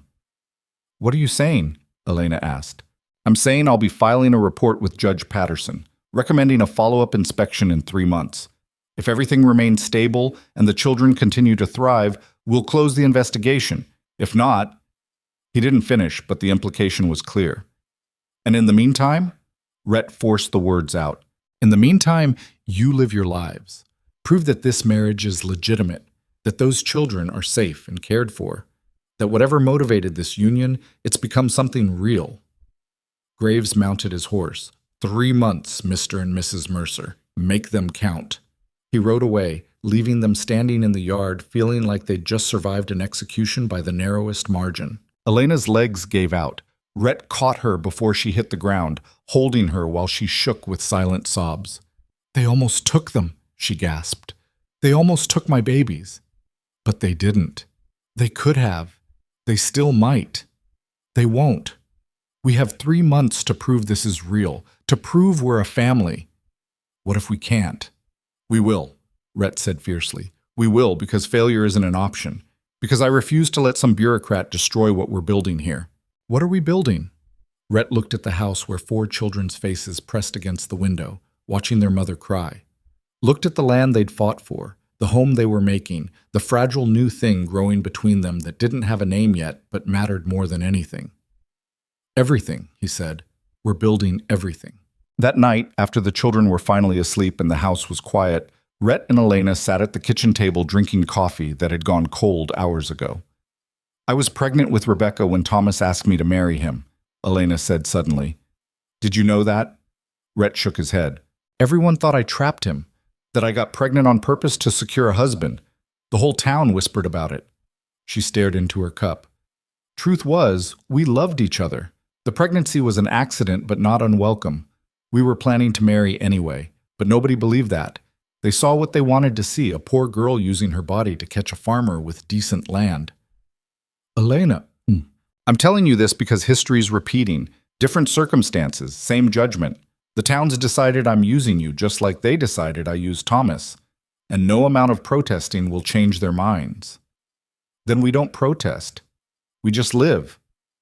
For 3 months under inspection, living our lives while strangers judge our every move?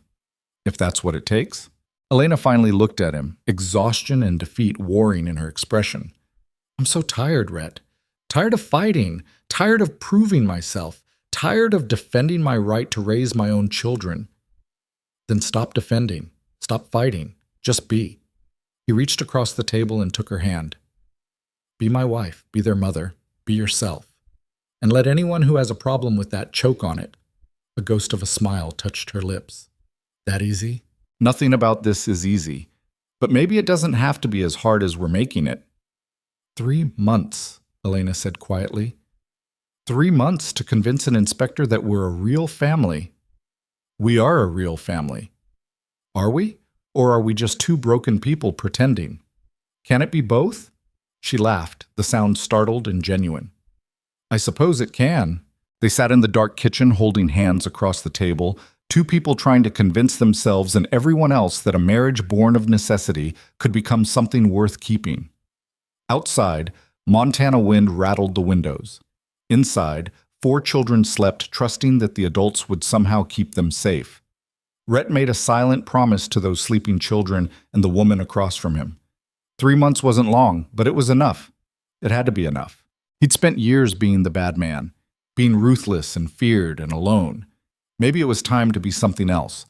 Someone's husband, someone's father, someone worth believing in. He squeezed Elena's hand. She squeezed back. We'll figure it out, he said. Promise? Promise. It was a promise he had no idea how to keep. But he'd made it anyway, and that would have to be enough for now. The weight of those 3 months pressed down on them like Montana winter closing in early. Every decision became calculated, every interaction scrutinized through the lens of what an inspector might think. They were performing their own marriage, and the audience was an entire town waiting for them to fail. 2 weeks after Graves's visit, the attacks started getting personal. Rhett was in redemption buying nails when he walked past a group of women outside the mercantile. Their conversation stopped the moment they saw him, but not before he caught Elena's name, and the word shameful hissed between them like poison. He kept walking, jaw clenched, trying to follow Elena's advice about not making things worse.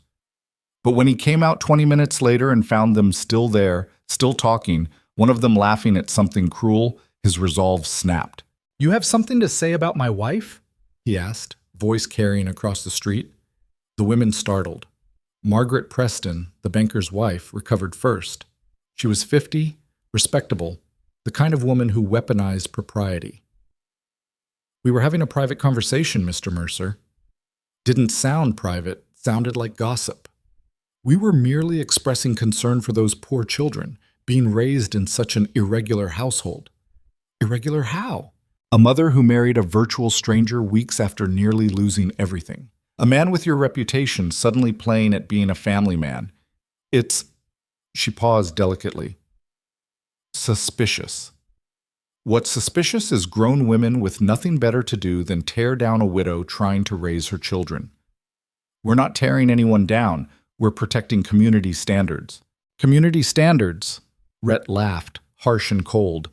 Is that what you call it when you spread lies about a woman who's done nothing but survive? We're not spreading lies. You're spreading something. And when the inspector comes back in 3 months and finds 4 healthy, happy children in a loving home, you'll all look like the small-minded gossips you are. He walked away before anyone could respond, fury making his hands shake. He'd promised Elena he'd ignore the talk, stay calm, not give them ammunition. He'd lasted 2 weeks before breaking that promise. When he got home, he found chaos. Not the usual chaos of 4 children being children, but something darker. James sat on the porch steps with a bloody nose and split lip, while Elena dabbed at his face with a wet cloth. Sarah was crying. Rebecca clutched her doll and rocked silently. Annie just looked confused. What happened? Rhett dismounted fast, rushing to James. "He got in a fight," Elena said tightly. "Tell him, James." The boy looked mutinous, jaw set, despite the blood. "They deserved it." "Who deserved what?" "Tommy Morrison and his stupid friends. They said—" James stopped, his eyes welling with tears he refused to let fall. "They said Mama was a whore, that you only married her because she traded herself for the farm, that we're bastards now, and everyone knows it." Rhett felt something dark and violent rise in his chest. "How old is Tommy Morrison?" 8. "Where did you fight him?" "Behind the schoolhouse. Miss Brennan broke it up and sent me home. Tommy got to stay because his papa's important and mine's just—" He stopped again. "Just what?" "Nothing." "James, just what?" "Just the bad man," the boy whispered. "That's what Tommy said, that my real papa was a hero and died saving someone. But now I'm stuck with the bad man who everyone knows is just using us." Elena made a choked sound. Rhett crouched in front of James, ignoring the blood on the boy's face, focusing on the hurt in his eyes. "Look at me," Rhett said quietly. James looked up, defiant and wounded. "I'm not using you, any of you, and anyone who says different is lying." "How do I know that?" "Because I'm here. Because I choose to be here every single day, even though it would be easier to walk away. Because I'm not your real papa, and I'll never try to replace him, but I'm the papa you've got now, and I'll be damned if I let anyone hurt you. You can't stop them talking. No, but I can teach you to stop listening." "I don't want to stop listening. I want them to stop lying." "Then make them." Rhett wiped blood from James's chin. "Not with your fists. That just proves them right. Make them stop by being so obviously loved and cared for that their lies sound ridiculous. Make them stop by being happy." "How am I supposed to be happy when everyone's calling Mama names?" It was a fair question. Rhett didn't have a good answer. Elena spoke up, her voice thick with tears she was barely holding back. "You be happy because we're still here, because we're still together, because spite is a powerful motivator, and I refuse to let bitter people steal our joy." "Is that what we're doing?" James asked. "Being happy out of spite?" "Sometimes spite's the only thing that keeps you going," Elena said. "Your papa taught me that. When everyone said we couldn't make this farm work, when they said I was too young and stupid and beneath him, he married me anyway. He built this place anyway. He proved them wrong by living well and loudly and refusing to shrink." "And then he died." The words fell like stones. Elena flinched. "And then he died," she agreed quietly. "And I had to keep proving them wrong alone. But now I'm not alone. Now I've got Rhett, and he's got us, and we're a family whether they like it or not." "Are we really?" James looked between them. "A family? Or are we just pretending until the inspector comes back?" Rhett and Elena exchanged glances. It was the question neither of them had wanted to face directly. Were they real or performing? Did it matter if they couldn't tell the difference? "We're real," Rhett said, choosing to believe it. We're messy and new and still figuring things out, but we're real. Promise? Promise. James wiped his nose, smearing blood across his cheek. Tommy's going to tell everyone he beat me up. Did he? I got him good first, knocked out a tooth. James! Elena sounded horrified. He called you a whore, Mama. What was I supposed to do? Not fight. Never fight. Papa fought. You told me he got in a fight once defending your honor when someone said you weren't good enough for him. Elena closed her eyes. That was different. How? It just was. Because he was a hero and I'm just a kid? Because I don't want you getting hurt over words said by people who don't matter. They matter to me, James said, because they're hurting you. And if I can't fight to protect you, what good am I? Rhett understood the feeling.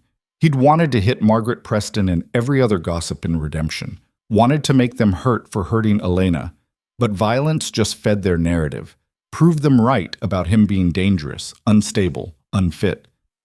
You protect your mama by being strong, Rhett told James, by not letting them break you, by showing them that words can't destroy what we're building here. That's not very satisfying. No, Rhett agreed. It's really not. That night, after the children were finally settled and the house was quiet except for Rebecca's occasional nightmare whimpers, Rhett and Elena lay in bed staring at the ceiling. I can't do this, Elena said into the darkness. Can't do what? 3 more months of this. James fighting at school, Sarah coming home crying because girls won't play with her, Tommy Morrison's mother cornering me at church to tell me I'm setting a poor example for the children. Her voice cracked. I thought marrying you would make things better. Instead, it made them worse. It'll get better. When? When Graves comes back and tears our family apart because the town's convinced him we're frauds? When my children get so damaged by bullying that they can't recover? When? Rhett rolled onto his side, propping himself up to look at her. Moonlight through the window caught her face, illuminating tears tracking into her hair. We could leave, he said suddenly. Elena's eyes snapped to his. What? Leave Redemption. Take the children somewhere else. Somewhere nobody knows us or our history. Start over clean. Run away? Start over, Rhett corrected.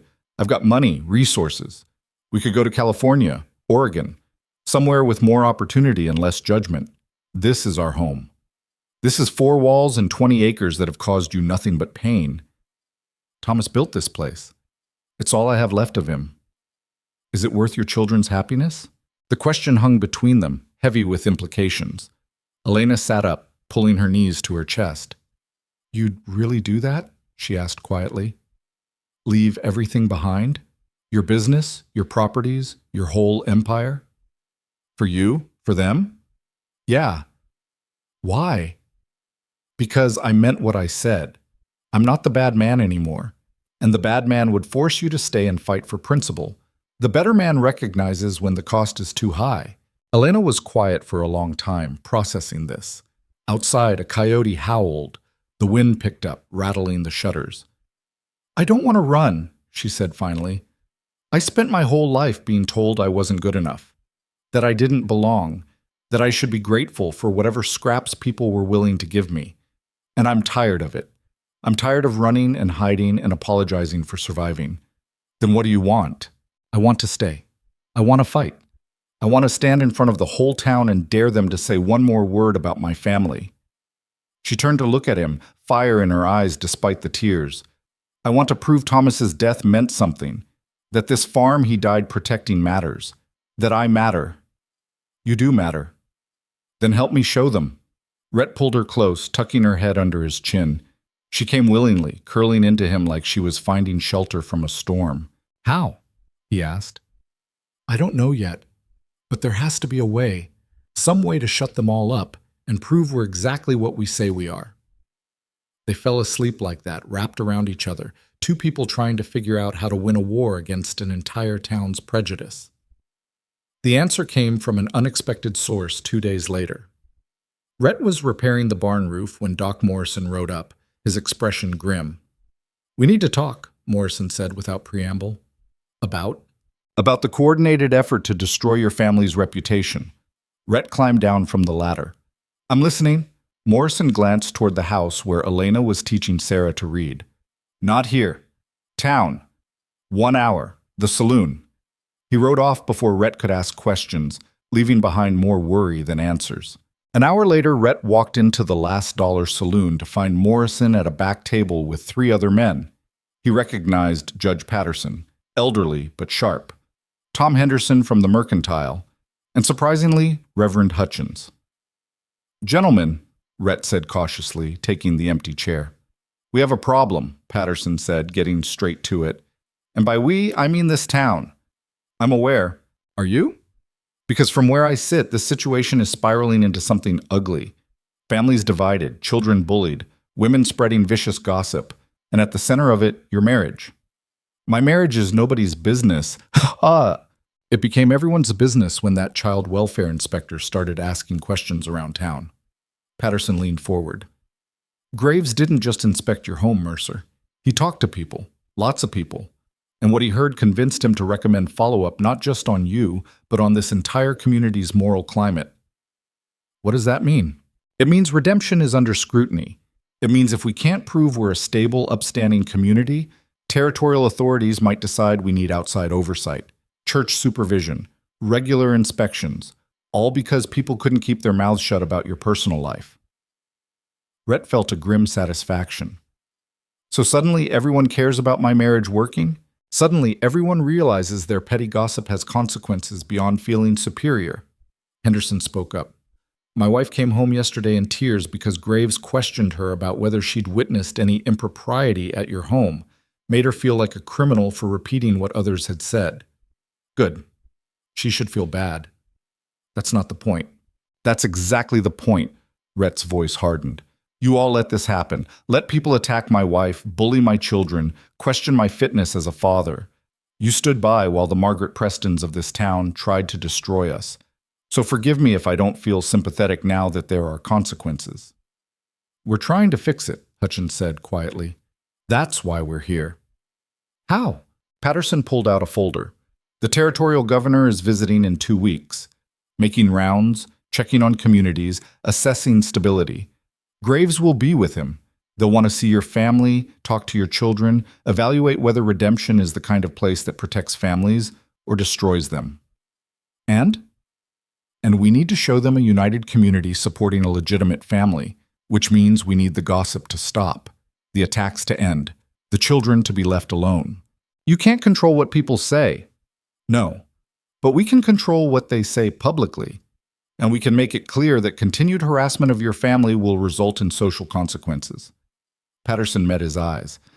I'm prepared to make a statement from the bench. Henderson will refuse service to anyone caught spreading malicious gossip. Hutchins will address it from the pulpit. Why now? Why do you suddenly care? Because we're not bad people, Henderson said. We're just people who got caught up in something that went too far. And because regardless of how your marriage started, those children deserve better than what they're getting. Rhett wanted to stay angry, wanted to tell them all to go to hell, but he thought about James's bloody nose and Sarah's tears and Elena's exhausted resignation. What do you need from me? He asked finally. Bring your family to church on Sunday, Hutchins said. Let people see you together, happy, normal. Then trust us to do the rest. And if it doesn't work? Then we tried, Patterson said. But if we do nothing, Graves comes back in 2 months and tears your family apart based on what he's already heard. This is your best chance. Rhett rode home with the weight of decisions pressing down. He found Elena in the garden again, always in the garden, seeking peace and growing things. The town wants to help, he said without preamble. Elena's laugh was bitter. The town caused this. I know, but they're scared now. Scared the inspector will punish everyone for what a few people started. So they want to use us to save themselves. Essentially, yes. Elena stood, brushing dirt from her hands. What do they want? He told her everything. Patterson's plan, Hutchins' offer, the governor's visit. Elena listened with a carefully blank expression. They want us to perform, she said when he finished. Show up at church, smile pretty, pretend we're the perfect family so redemption doesn't get punished. That's about the size of it. And what do we get? They promise to shut down the gossip, protect the children, give us space to actually be a family without constant scrutiny. You believe them? Rhett thought about it honestly. I believe they're scared enough to try. Whether they succeed is another question. Elena looked towards a house where the children were playing some complicated game involving a rope and several chickens. Annie was laughing. Rebecca was smiling. Even James looked almost relaxed. I don't want to perform anymore, Elena said quietly. I'm tired of proving we deserve to exist. So we don't go. We tell them to handle their own mess. And when Graves comes back with the governor and finds a divided town still attacking us, what then? Then we deal with it. Or they take my children. Elena's voice broke. That's the real threat, isn't it?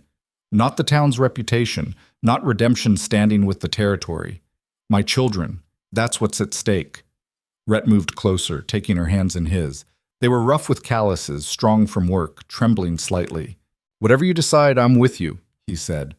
We go to church and play nice. I'm there. We tell them all to go to hell and hole up here until Graves comes back. I'm there. You're not alone in this.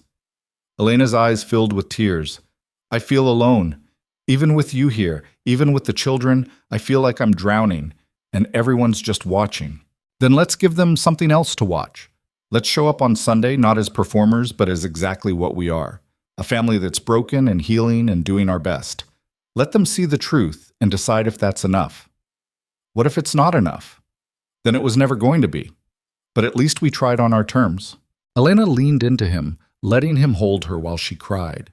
They stood like that in the garden while the sun moved across the sky and the children's laughter floated on the wind and Montana spread out around them, vast and indifferent to human drama. Okay, Elena whispered finally. We'll go to church. We'll let them try to help. But Rhett? Yeah? If they hurt my children again, if this backfires and makes things worse, I'm done. I'll take them and leave, and you can stay here or come with us, but I won't sacrifice them to save this town's reputation. Fair enough. I mean it. I know you do, and I'd help you pack. She pulled back to look at him, searching his face for the lie. Finding none, something in her expression softened.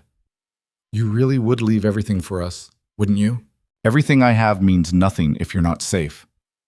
That's not practical. Love rarely is. The word hung between them. Love. He'd said it before, but this felt different, more certain, less like hope and more like fact.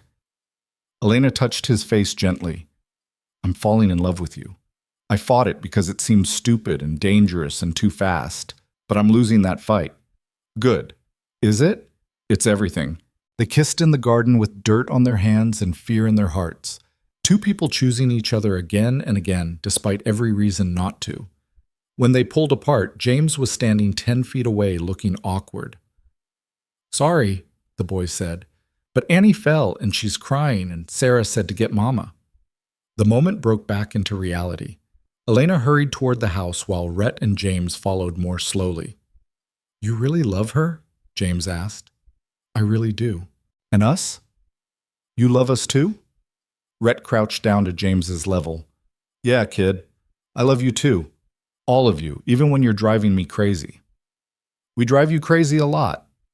You're children. It's your job. James was quiet for a moment, processing this. Then, I don't call you Papa yet. Not out loud. I noticed. I'm not sure I can. Feels like betraying my real Papa. Your real Papa would want you to be happy, to be loved. If not calling me Papa makes you happy, then don't. I'm not going anywhere either way. But what if I want to, someday?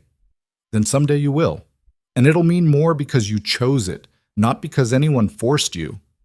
James nodded slowly, then shocked Rhett by hugging him quickly before running off to join his sisters. Rhett stood there in the yard, feeling like he'd just been given something precious he didn't quite know how to hold. Sunday came too fast and too slow at once. Elena spent Saturday night pressing their best clothes, which weren't much better than their everyday clothes, but at least were clean and mended. The children sensed the tension and acted accordingly, bouncing between excited and anxious, asking 1,000 questions about why church was suddenly important when they hadn't gone since Thomas died. We're going because we're a family, Elena told them, and families go to church together. Even Papa Rhett? Annie asked. Even Papa Rhett? Rhett had been called worse things than Papa. He was starting to get used to it, starting to like it even.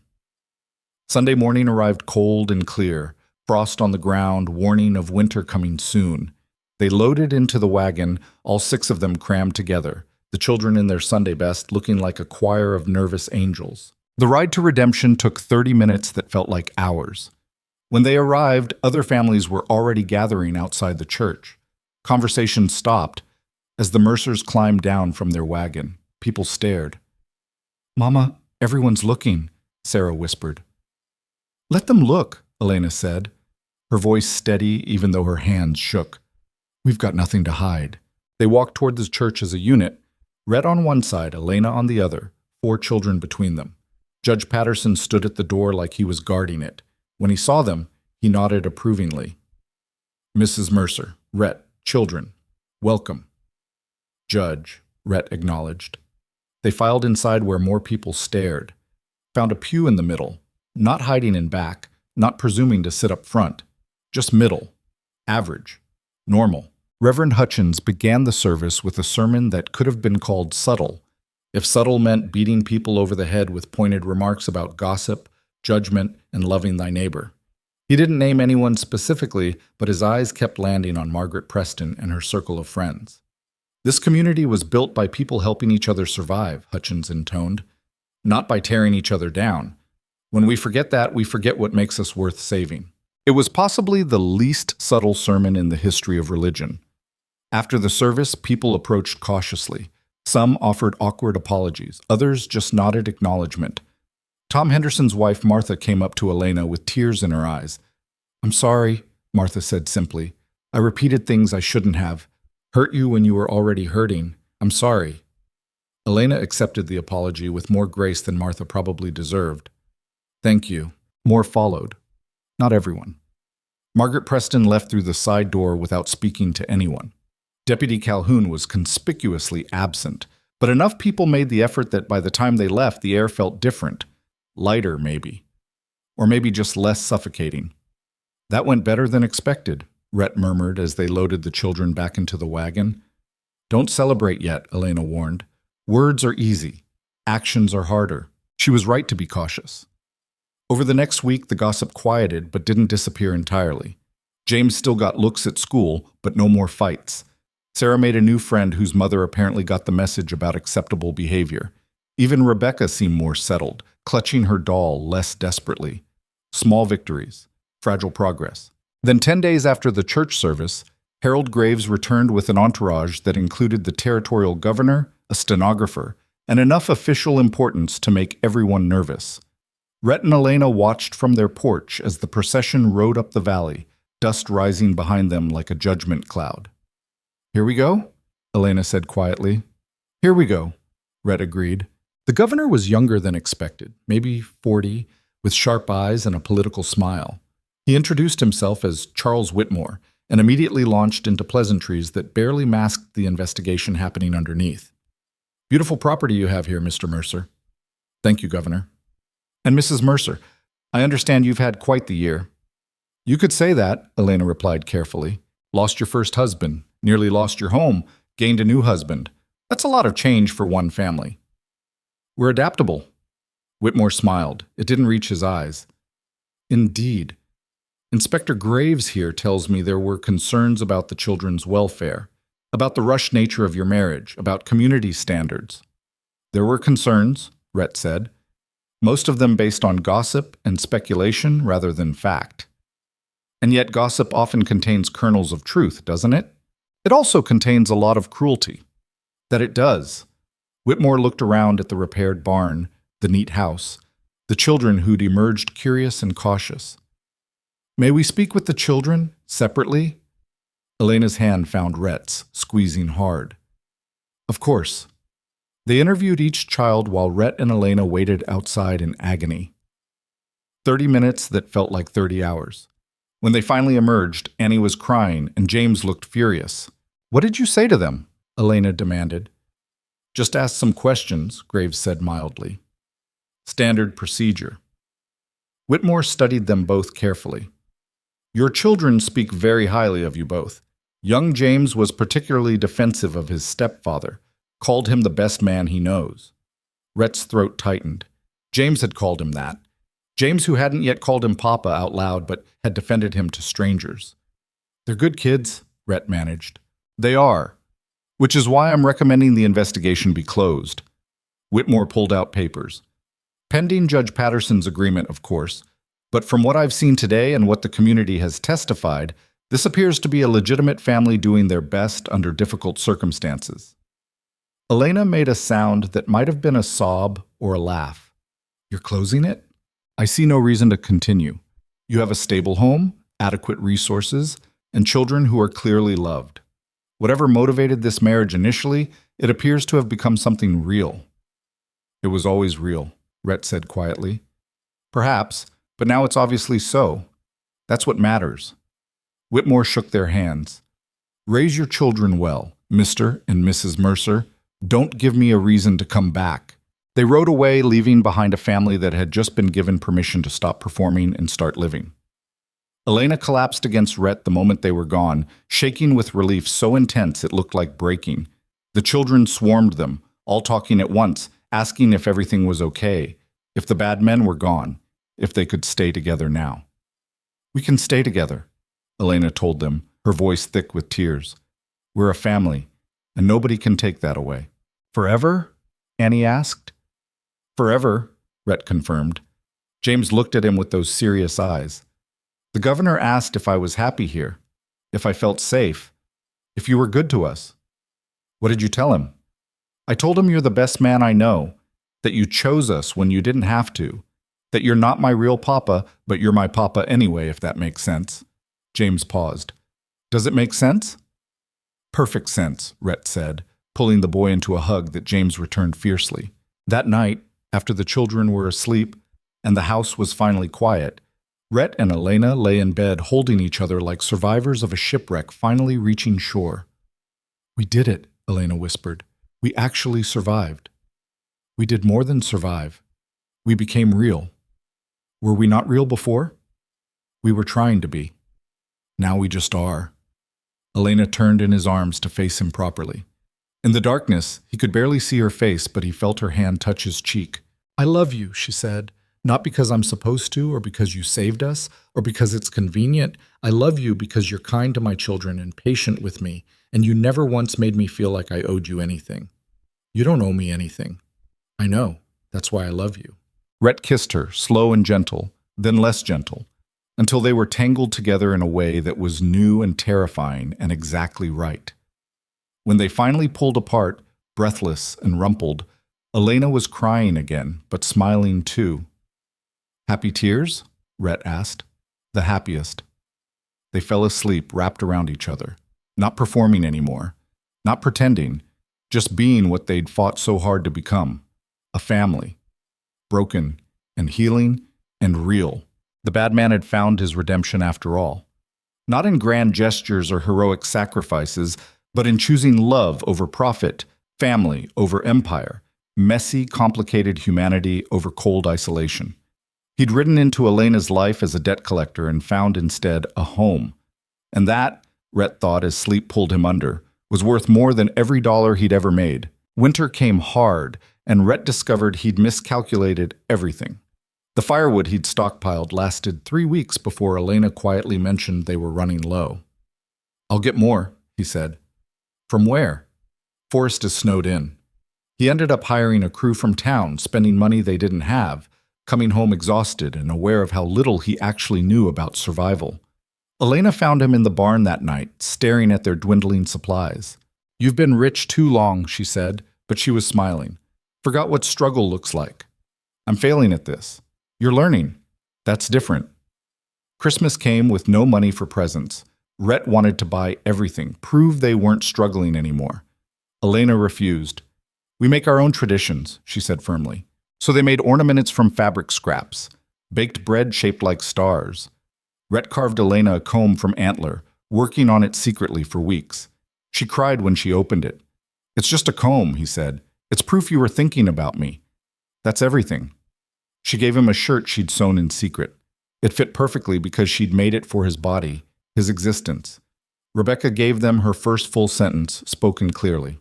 "I love you, Mama. I love you, Papa Rhett." Rhett had to excuse himself to the barn to cry where the children wouldn't see. January brought sickness. Annie first, then Sarah, then Rebecca. Fevers and coughing that lasted days. Doc Morrison came twice through the snow. Winter sickness kills more kids out here than anything, he warned. Keep them warm. Don't let it reach their lungs. Rhett had never felt so helpless. He could fight men, but not fever. Elena was tireless, moving between beds, spooning broth into reluctant mouths, singing in darkness. On the fourth night, Annie's fever spiked so high she hallucinated, crying for her real papa. She doesn't even remember him, Elena sobbed. She's calling for a ghost. She's calling for safety. You're giving her that. Annie's fever broke the next morning. They all recovered slowly, and Rhett and Elena collapsed together in exhausted relief. I thought we'd lose them, Elena whispered. But we didn't. We're too stubborn to lose. February brought thaw and revealed winter's damage. Barn supports cracked. Fences down. Chicken coop collapsed. 2 hens dead. Samuel Briggs rode up through the mud uninvited. Checking on my investment, he said, surveying the damage. Place looks rough, Mercer. Makes a man wonder if you're in over your head. Get off my property. I've got a contract. You've got a piece of paper that says I owe you wheat. This land, this home, this family, none of that's yours. Here's the thing, though. You're spread too thin. I'll buy this property, fair price. You move to town, live comfortably without all this struggle. So Elena loses the home her husband built, the children lose their only stability, and you get exactly what you wanted from the start? You've been playing farmer for 6 months. Come spring, when you actually need to know what you're doing, what then? Rhett stepped closer. This isn't about pride. It's about home, about family, about proving some things matter more than profit, and you're so focused on money you've forgotten what any of that means. Money keeps people fed and sheltered. No. Love keeps people fed. Commitment keeps them sheltered. You can't buy what we have here. You're a fool, Mercer. You had an empire and traded it for this. I traded an empire I hated for a life I love. That's the smartest thing I've ever done. Now get out. Elena had been listening from the porch. He's not wrong about one thing, she said after Briggs left. We're struggling. Spring's coming, and we need seeds, equipment, help. We don't have money for any of it. We'll figure it out. How? By working. By asking for help if we need it. By doing whatever it takes. What if it's not enough? Then we survive on not enough. We're good at that. Spring came, and with it, surprisingly, the town.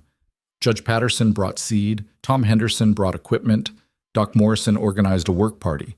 15 men who showed up and plowed and planted and repaired for 3 days straight. What's happening? Elena asked, watching neighbors work their land. Community, Rhett said. Turns out when you stop being the bad man and start being just a man, people want to help. By planting season's end, the farm looked like it might actually thrive. One evening in late May, Elena said casually, I'm pregnant. Rhett's brain stopped. You're what? Pregnant. About 3 months. How? The usual way, Rhett. We've been married 8 months. I'm not upset, just surprised, terrified, completely unprepared. Good. Because I'm terrified too. I'm exhausted and sick every morning and scared something will go wrong. Nothing's going to go wrong. You can't promise that. No, but I can promise I'm here regardless. That's not changing. The baby came in November. A girl they named Hope because they were shameless and sentimental. She had Elena's eyes and a scream that could wake the dead. Rhett fell in love instantly. James held her with terrifying gentleness and declared himself her protector. The other children circled around her like she was precious treasure, which she was. 1 year after their wedding, Judge Patterson threw them a party. The same people who'd tried to destroy them now celebrated them. Hypocritical and beautiful, and exactly how humans worked.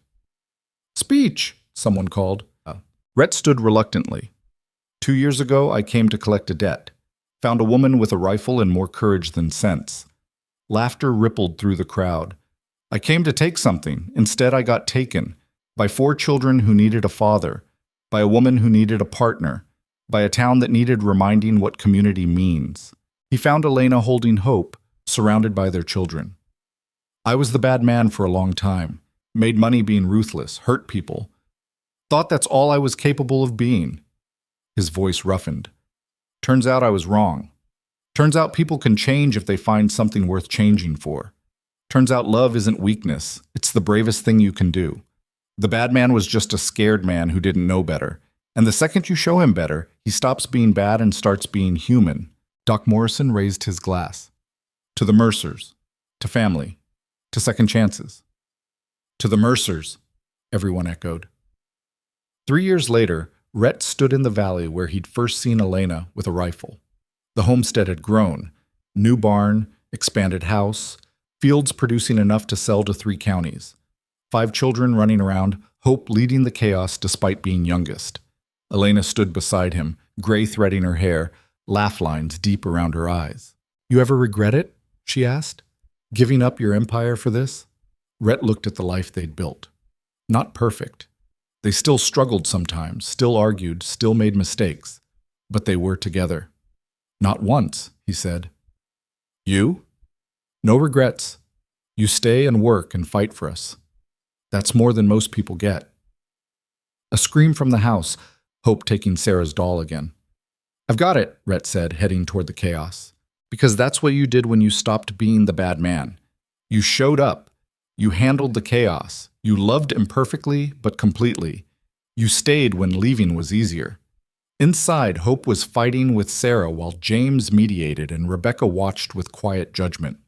Hope, give Sarah her doll back, Rhett said. But I was playing with it. It's Sarah's. How about we make you your own doll? Hope considered this seriously. Fine, but it has to have yellow hair. Yellow hair, got it. Crisis averted. For now. There were always others. That's what family was.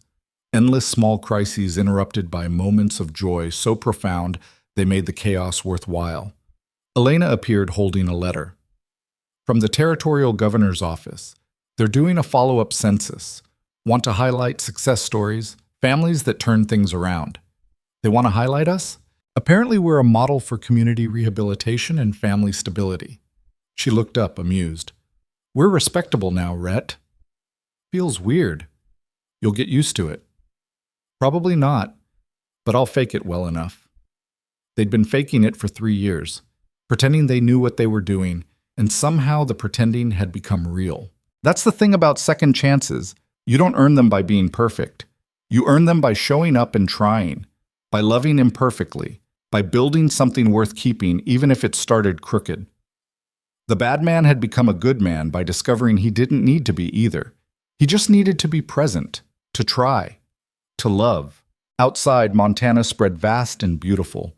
Inside, a family that shouldn't have worked but did made dinner together, argued over chores, laughed too loud, loved too much. Rhett Mercer had spent 40 years learning wrong lessons about what made life worth living. It took one barefoot woman with a rifle to teach him the right ones. That survival alone was empty. That power without purpose was prison. That the things you couldn't buy were the only things that mattered. He'd been the bad man, the debt collector, the ruthless bastard, but then he'd met someone who refused to let him stay that person. Someone who showed him what he could become. And he'd become it. Failed sometimes, succeeded more. Built something real from something that started as transaction. The town still told the story. About the cattle baron who rode out to claim a debt and came home with a family. About the widow who pointed a rifle at fear and won. About love being stronger than money, community stronger than isolation, second chances being real if you fought hard enough. It wasn't a perfect story. It was messy and complicated and full of mistakes. But it was their story. Real and earned and worth every moment of struggle. Home wasn't a place. It was the people who made anywhere feel like enough. Rhett had collected his debt, found instead that some debts were worth being owed forever. And that was the only truth that mattered.